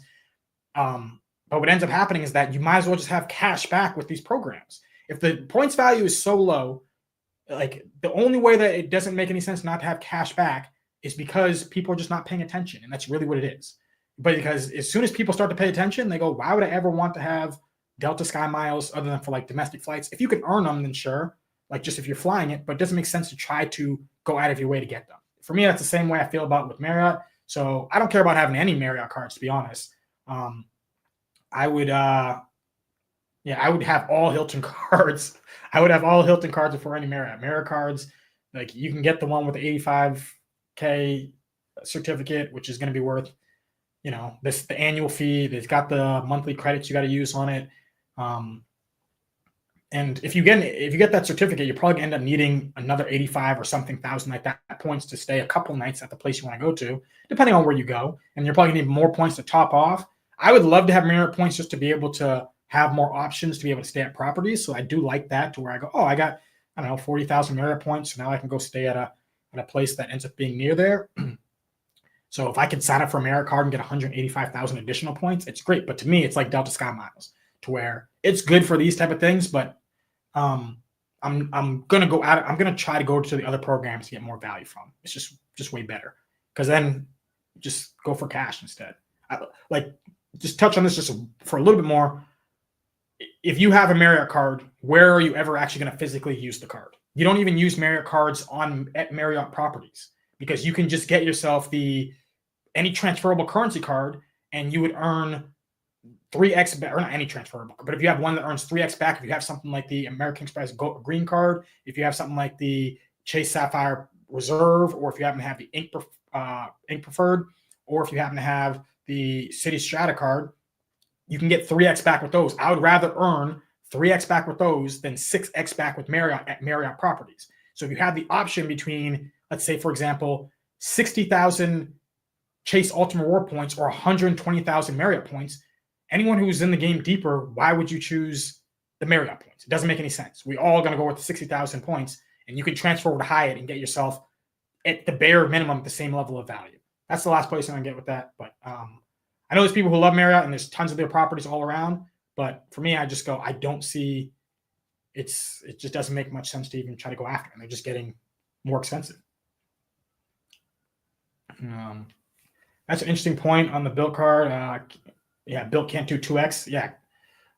Is that the reason you think Chase catch-all is 1.5 with Hyatt? And I think possibly. So I think it has to do something with United. I think United miles are very expensive. If you guys ever actually look at the domestic airlines, although that we may go, oh, you got to use Aeroplan and you got to use previously Avianca or Flying Blue miles or Virgin. If you actually look at who has the most expensive miles to buy, the domestic airlines miles are incredibly expensive to buy as compared to the foreign airlines. Foreign airlines have their prices being a lot, like they're usually near somewhere like 1.5 cents, whereas the domestic airlines are usually over 2 unless you get them at a transfer like bonus, or not transfer bonus. You get it like a purchase bonus where they have it sometimes throughout the year. They might end up being near like 1.8 or 9 or somewhere near that. And American Airlines is near like 3 cents that you would have to be buying it throughout the year. So yeah, I think it has to partly do with United, but I also think that Chase is taking into consideration that the 50% boost that they have with their Sapphire Reserve. I think that the math would end up getting messed up if they had a 2x catch-all card.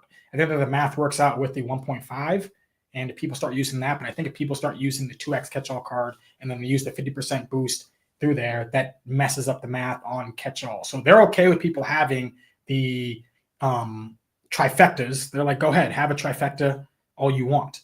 But as long as you don't end up doing 2x on this, that's where we would start losing, because people do 2x, get a 50% boost. Now you're technically getting 3% on all travel purchases as long as you use it through there.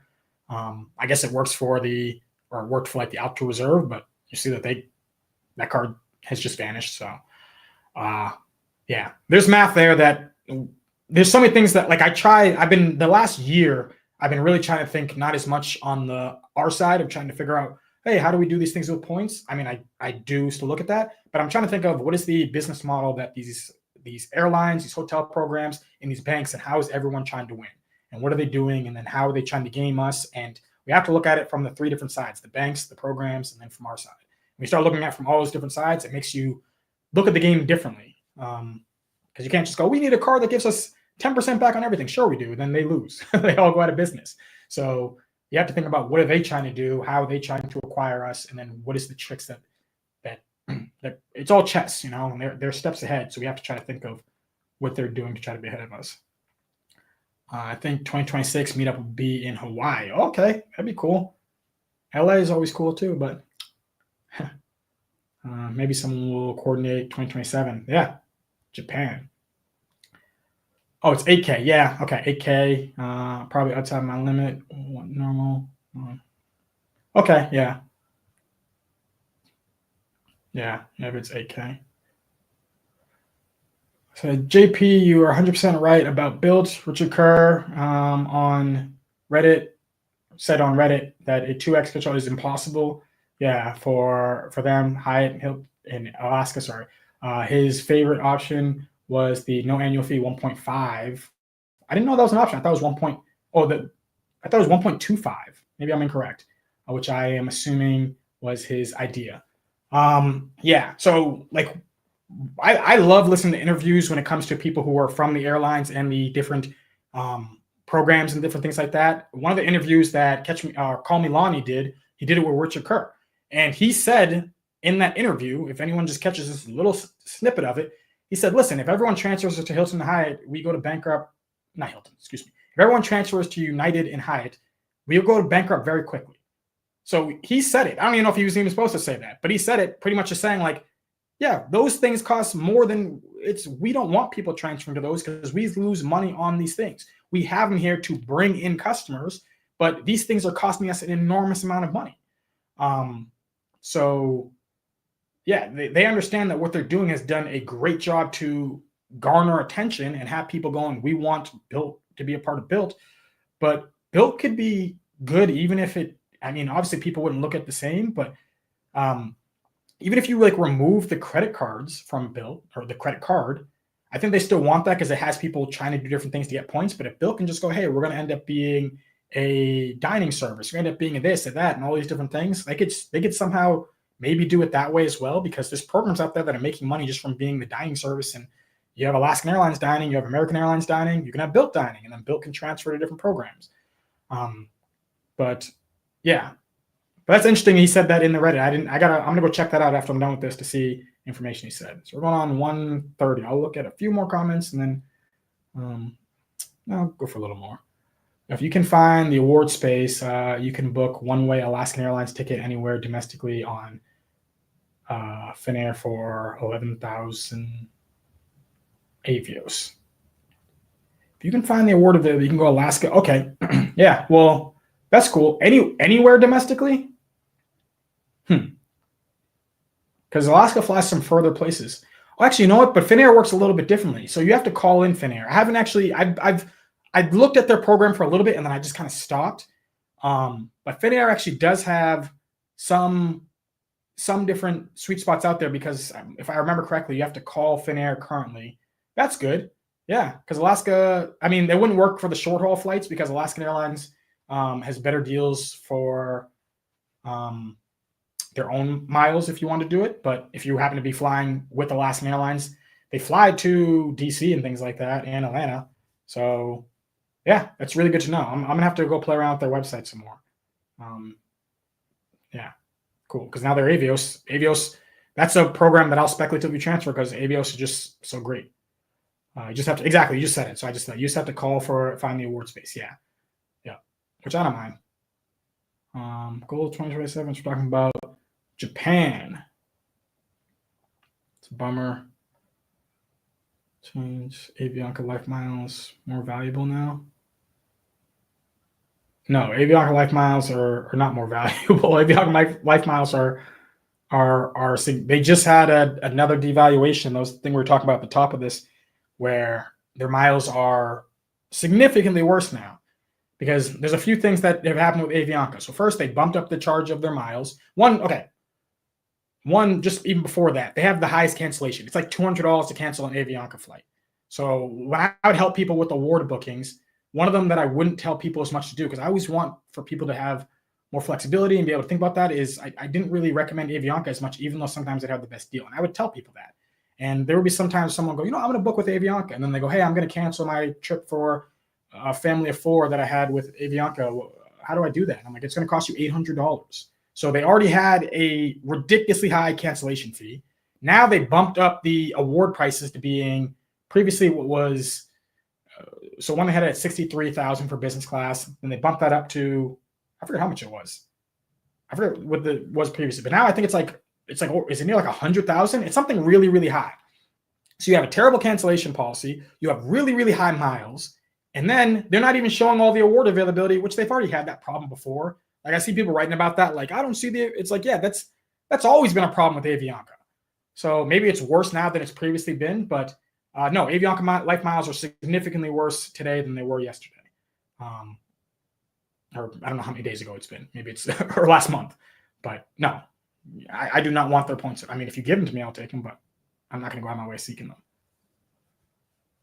I'd rather book with Finnair, Avios, save my Alaska miles. Yeah, that's exactly how I am. Like it's funny how that is, to where I'll see award availability and I'm like, oh, let me use my points that I can get easier, I don't care as much about, versus the other ones like my Alaska miles, where as soon as this backdoor goes away, then it's going to be hard to get those Alaska miles. Yeah. I was just saying, they had a big devaluation. Hate getting bomb void. Marriott hard pass. Yeah, and then exactly. And then there's things like, oh, you can go get the Marriott card, costs almost $700 a year.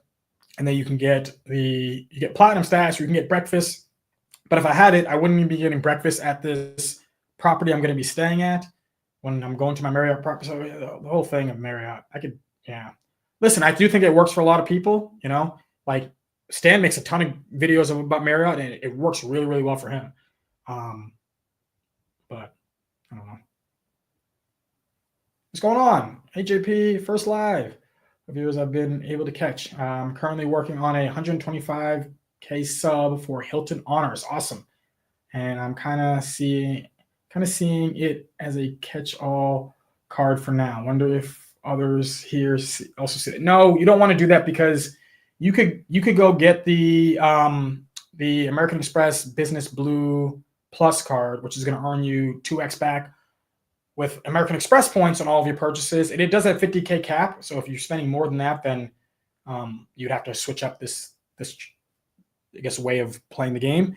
But you can transfer over those points at a 1 American Express point to 2 Hilton Honors points. So if that ends up being the case, what that means is that you're going to be earning for all of your 50K spend, if you want to transfer over to Hilton, even without a transfer bonus, 4x Hilton Honors points for 50K spend. So that would end up being, and this is only if you actually wanted to transfer it over to Hilton, or you could transfer it over to any other program, and this card has no annual fee. So the Blue Business Plus card is going to end up being the one you'd want to go if you wanted a catch-all card with American Express, especially since you already had the business card you're getting with Hilton. Good that you're going to get the sub for it, but if you want to start doing a lot of spending on the card, it's just not going to end up making a ton of sense for you to do it with that over the Blue Business Plus card. Yeah, so that's where you would want to go with that. But it's good that you got the card, and hopefully you get to redeem those points for some really awesome Hilton stays. But yeah, you don't want to use that for everything. Do you think the Ritz card is a decent replacement for the Chase Sapphire Reserve as an overall premium travel card, even if you're lukewarm on Marriott? Only if I don't use the card. So it's like there's cards out there that you can get and you don't use that much, and then it can make sense for how you are going about it. Like if you have the JetBlue business card, you can have the JetBlue business card and pretty much never use it, but it can be worth it because the card costs $100. The card gives you 5,000 JetBlue miles, and it gives you Group A boarding. So if you value Group A boarding at $50 for all of your flights throughout the year, then you can have that card and never use it if you also have the American Express Platinum card to book your JetBlue flights. So you can get cards like that where it doesn't make sense to really use. I guess you can say that the Ritz-Carlton card could make sense for like travel protections. So in that instance, for stuff like that, trip delay and cancellation, if you're looking for it for that, but I would rather just give me the Chase Sapphire Reserve. So that's the only place where you can maybe say sure, but no, I'm not even a fan of the Chase Sapphire Reserve. I think that the Ritz-Carlton card makes sense to have as a card that just is there to give you the free night, to give you use the travel credit just to help offset the annual fee, and then and then I guess for the travel protections, and then but I don't.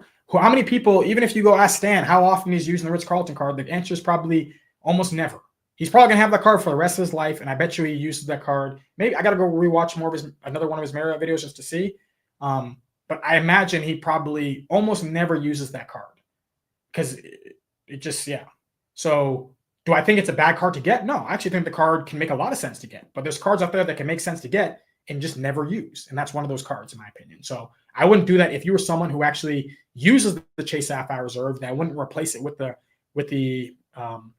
Ritz-Carlton card.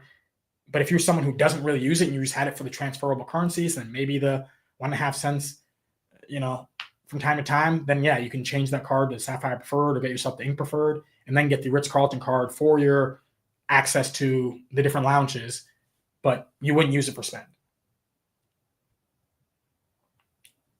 Love how rich in content this live is. Oh, thank you so much. I appreciate that.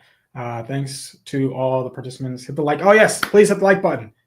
Thank you. Hyatt is king. Yeah, I'm a big Hyatt fan. Although I've had some Hyatt videos. I'm going up and down with all the Hyatt videos lately.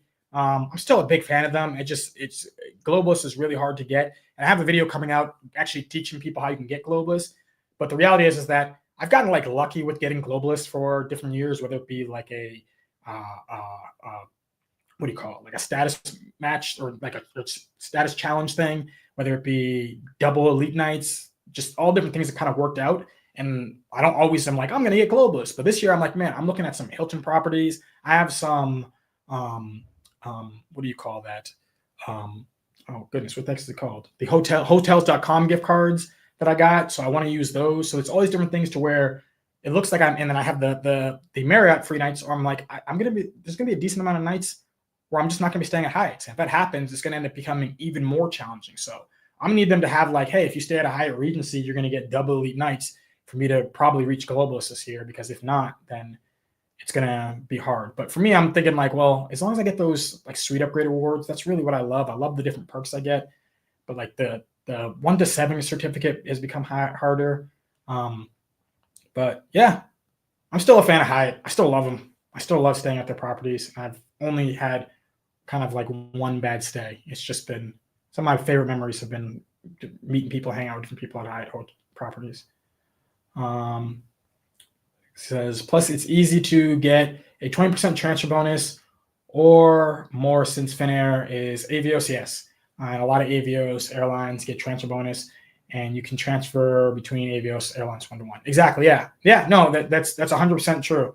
I speculatively transfer to Avios probably more than any other program. Because the amount of times where I'm like, I'm going to transfer my points over to Avios, and then it works because, like, sure, you can book things with American Airlines miles, but then you run out of American Airlines miles really, really quickly. And you kind of want to use them so if you can take advantage of a 30%, the reality is that if you can take advantage of a 30% transfer bonus, there's a lot of American Airlines flights where the price point is almost the same, except for the taxes and fees are higher. So it's kind of like how Air France is with the tax and fees, where it's a similar award price, but the tax and fees are higher. There's a lot of British Airways flights that if you take it into consideration, a 30% transfer bonus, it's almost the same price, if not the same price as an American Airlines flight. And the 30% transfer bonus to Avios is not uncommon because it's going to be to Iberia. It's going to be to Qatar. It's going to be to British Airways. So when they're happening all the different times from all the different banks throughout the year, then you go, okay, well, I can take advantage of this and be able to book it. Obviously, American Airlines has the free cancellation and things like that as well. But Avios are awesome.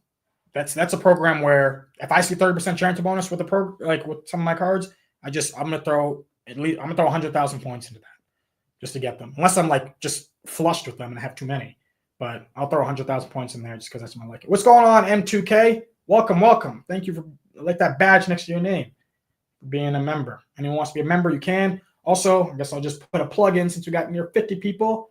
PointsTravel101.com. This is my course for anyone who wants to become a points miles booking expert.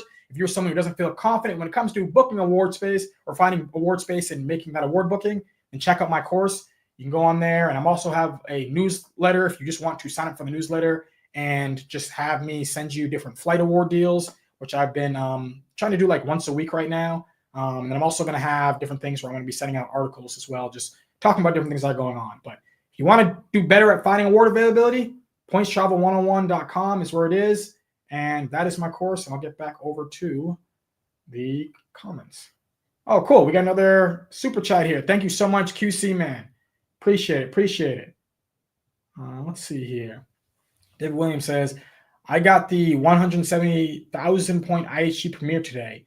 They didn't do expedited shipping, so you have to wait 5 to 7 days. Yeah. Everyone knows. Yeah, that's annoying. Like American Express, I feel like they always do the expedited.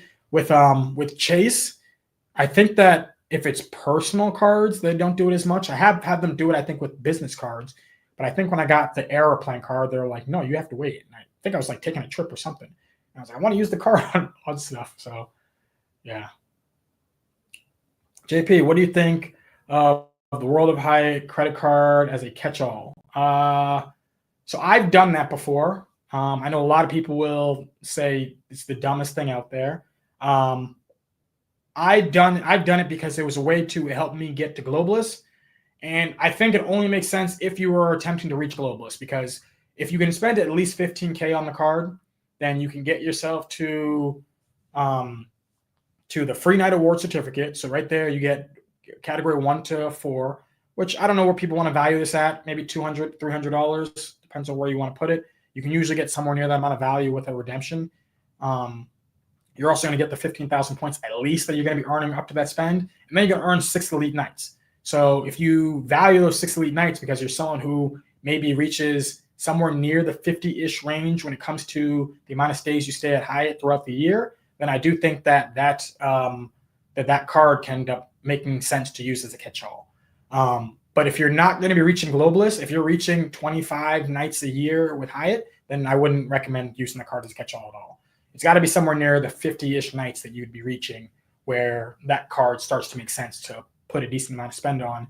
Because then if you actually reach the 60 nights, we're talking about suite upgrade awards that can end up being worth, depends on who you ask, but I think they end up being worth a decent amount because you can have a suite for up to 7 days. You can get the category 1 to 7 certificate. It's got to be at least $500 in value. You get another suite upgrade award. You get the concierge. There's different things, guest of honors. So if you start to get near that type of stuff, it does make sense. But if you're only near like maybe getting 30 nights, then you're going to get a free night award certificate. You could have put that spend on a different card, and then you had transferable currencies that could have been worth more. Even something just like the Venture X card. So, but yeah. I'm struggling to decide whether to upgrade to the Chase Sapphire Reserve or the Venture X card. If you can upgrade to let me read the rest of this. I like Chase a lot, but it's hard to justify an annual fee of $550 for a card that only gives you 1x on everything else. Yes, I am so much more for the Venture X card over the Chase Sapphire Reserved. I've made videos about it. I'm probably gonna make another one about it not too far away. I think I actually have it written down on my notes. Just because the card is,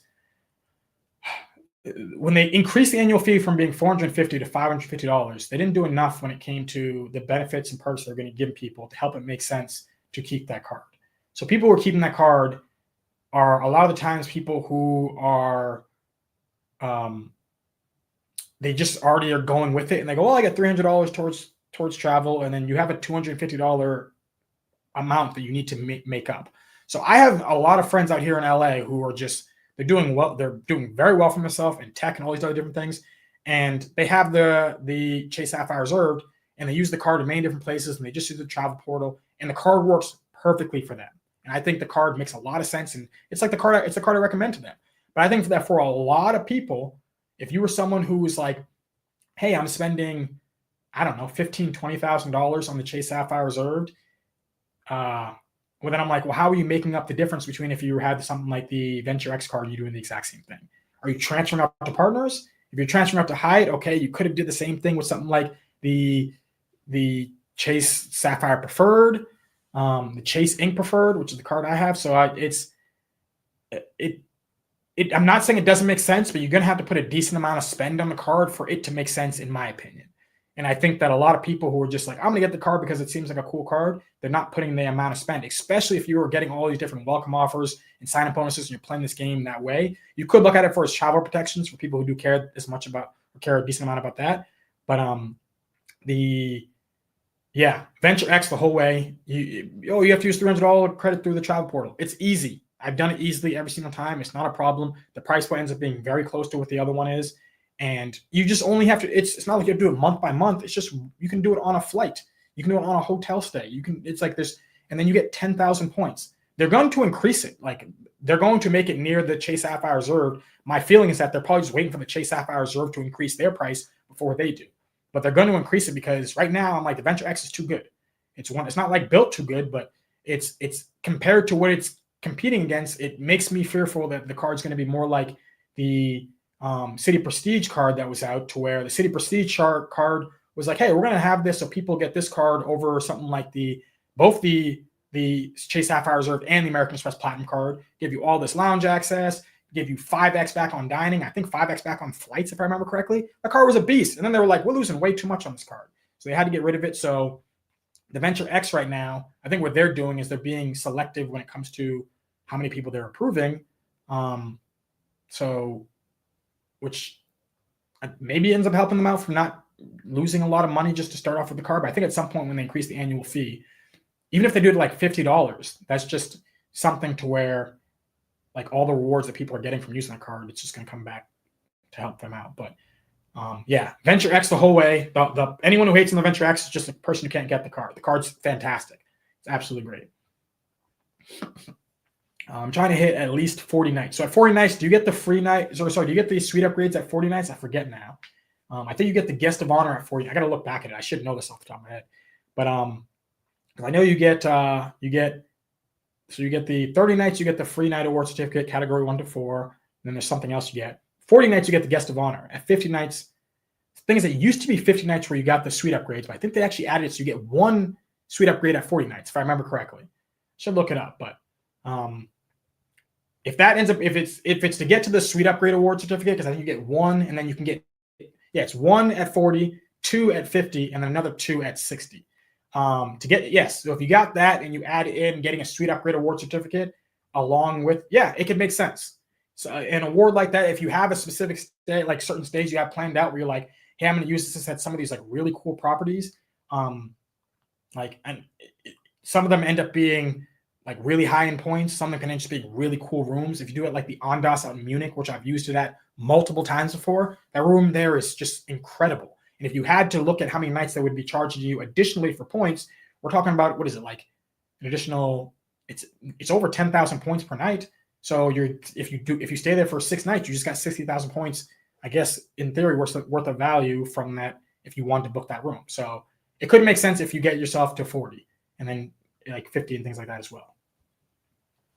Do you think the Ink Preferred is a good card to get the travel category instead of the Chase Sapphire Reserve for a cheaper ecosystem? So that's actually what I do. I don't have the Chase Sapphire Preferred or the Reserve right now. I have the Ink Preferred as my travel card and as my ability to be able to transfer over to Hyatt and the other Chase transfer partners. It's a 3X travel card, which is something that I think a lot of people like. Like if you get something like people talk about the green card. Okay, you get the green card, but it's more expensive. I find the Ink Preferred card to work better for me, and at least with this card, I feel like I'm breaking more even, depending on how much travel I spend. But I spend a decent amount on, like, although I could use other cards because of, Lyft is connected with Chase in different ways. But I spend a decent amount on like rideshare services, even though I have a car, because if I go to the airport or if I happen to be going to buddies and then maybe if I have a drink, I just don't even mess around with that. So I always just get the ride shares, and that's it adds up. It adds up how many points you end up getting. So I would say yes. For me, that's exactly what I do. So 100%, I would say you can go that way as well. I want to use my Hyatt Suite Upgrade Award on the Alila Ventana stay, but now they're selling out all their standard suites nights at 66. They're selling them out? Really? Wow. Because a lot of people actually weren't booking that because they didn't want to get the standard suite because it was so much more expensive. Because I would see a lot of the times that the suites I haven't looked at them for a while. It's funny because I remember when they were at 30,000 points, and I would see them open. And I remember going, I think, like, everyone was talking about them so much, and I was like, well, it's because the price is listed so high. And maybe because it's not that far from me that I was just like, I don't really even care that much about to go to it as much. And then it went up to 40,000 points, and I was like, man, I think it went up even more in points. And then the availability started shrinking as it went up to 40,000 points. But I remember when it was at 30,000, it wasn't, I could look it up and find availability. I'm not saying like it was every day, but it was more than it was now. And then when it went up to 40, then it started to become hard. And I only ever see like the standard suites, which is the 60, as you said, 66,000. But yeah, that's a very, very sought out property because it's one in the US. So people don't have to go all the way across the world to get themselves an insane amount of value for their higher points. But 2, all inclusive. And then 3, the cash sticker price is like so high that I think that's what draws a lot of people to it. I've heard a lot of people say they love it. When I look at it, I go, it looks cool, but it doesn't, I don't know. The properties that I've spent that amount of points at, like I did it at the Park Hyatt in Kyoto, even if it was like, if it didn't have the high sticker price, it still would have been a property that would have been like, oh, this is really cool. Whereas there's a lot of cool stuff on Big Sur. So it's kind of like one of those things with like the Maldives, to where the Maldives has, and a lot of people don't realize this, but there's other properties outside of Hilton and Marriott and Hyatt. And you can go to other Maldives properties that are significantly cheaper that are actually also pretty nice. But people look at going to those properties because the sticker price is listed so high that they're like, I got to stay here. This is a $15,000 stay. Not saying they're not nice, but you end up spending an enormous amount of money on the flights and everything to get, not flights, but the ferries or whatever it is, the transportation to get over to the property, the food at the property, is all these different things. And I'm like, you guys see that there's other properties out here that aren't crazy expensive. I guess you just can't redeem certain points, but you could use like a travel portal and do all right if you really want to go to the Maldives. So, um, yeah, I don't know. Maybe like that's one of those things, kind of like what I was saying earlier about like La Premiere, where I see it and I'm like, it looks cool, but the price that it's listed at, I feel like is what's making a lot of people get drawn so much more towards it and the difficulty to be able to book it. And I somewhat feel that same way about um, the Alila Ventana. Could be wrong. I don't know. I haven't stayed there. I've thought about it like a little bit just because like, all right, so now I can actually, I see availability. I could just do it just to say I did it, but I'm just not as drawn to it. I don't know why. If you had to pick two ecosystems for player two, which would you recommend? For player two, so you want something that's going to end up being easy for player two, so they don't have to think about trying to. So two ecosystems, so you want them to have different ecosystems. I might even keep them to one ecosystem. But if so, the Capital One Venture X card, it's just so easy. You could give that card to your player two, and they can choose that one card, and you'll be happy with what they're spending on. You could also end up doing the City Prestige card. There's just so many 3X back there. And then if I was still to try to do like the one ecosystem, I would try to do the duo of the Saver one card. I think it's just now called the Saver and the Venture X. So you could have them go, hey, listen, use this on dining and then use this one on everything else. So you can get 3 and 2 and 3 and 2, and then you can transfer over that cash back to being points. And that's how I would go about it. And the entertainment and things like that. So just let them know the categories and just hopefully they could be able to manage it well, because what ends up happening is that the player two, especially if they're not into it, they're not going to want to use multiple ecosystems. They're just going to want something that's simple. And like City could work because you could have it so that the 3X one ends up being like the City Premier card ends up being used at most places, but then use the custom cash card for gas. Use the custom cash card for groceries. So let them know this is the grocery card, this is the everywhere else card. That's how I tell people, like, I don't have a player two, but that's how I tell friends. Just do this with your cards and you'll be good with it. And a lot of people still don't even want to use two cards. So it is what it is. But all right, I've been going on close to 2 hours. Thank you all so much. Thank you for the super chats we got from QC Man. We got from Long Way Travel. And we got again from QC Man. Thank you. Thank you so much. I really appreciate it. This has actually been my best live that I've had so far. I've been trying to do these like every couple of weeks, try to get more engaged with my, with the different people who like my channel. But yeah, so hopefully you all like that. And let's see. I also want to go over here. So I think I touched on everything I had here. Again, one more shameless plug, pointstravel101.com. This is where my course is. Help you become really confident in making your award bookings. And also what comes with purchasing my course is a 1-hour consultation. So after you go through the course, you should be very familiar with how things work and how everything's going to be. But if after that time you're like, hey, listen, I went through that and I'm still having a challenging time finding a 3 or 4 business class flights for the family to get over to wherever the heck we're going, well, then you have me for an hour to ask me any questions or help you with any type of award availability to be able to find. And I'm very good at it. I promise you that. So if that ends up being your question, you can do that. Or if you want to just chat with me for an hour about certain cards you want, you can do that. But with the purchase of my course, you do end up getting a 1-hour consultation. But I really appreciate you all coming by. And let's see if we got any more final things here.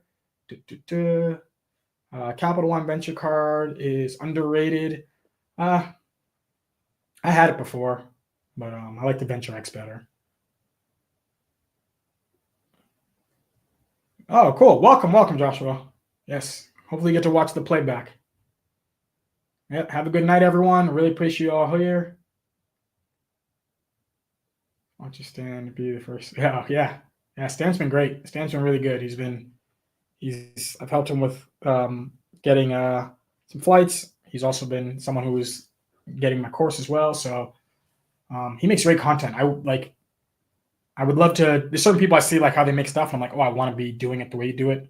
And there's great things that Stan does with his content that I really like. But it's just we're all different on how our characters are, and as you guys can kind of see, like as I read, I'm not the greatest at reading out loud. I can read things, but when I read out loud, I have more like a monotone. So It's hard for me to do that. I write out like a script as I make my stories, but then when I actually go and record my videos, it's more of just kind of like bullet points that I go by and just things that I say, just how I do it better. But I love Stan. Stan has great content. Everyone should definitely subscribe to Stan. And he loves Marriott, so I should look more into Marriott. But I don't like Marriott. All right, you guys. You all have a great rest of your night. Take care.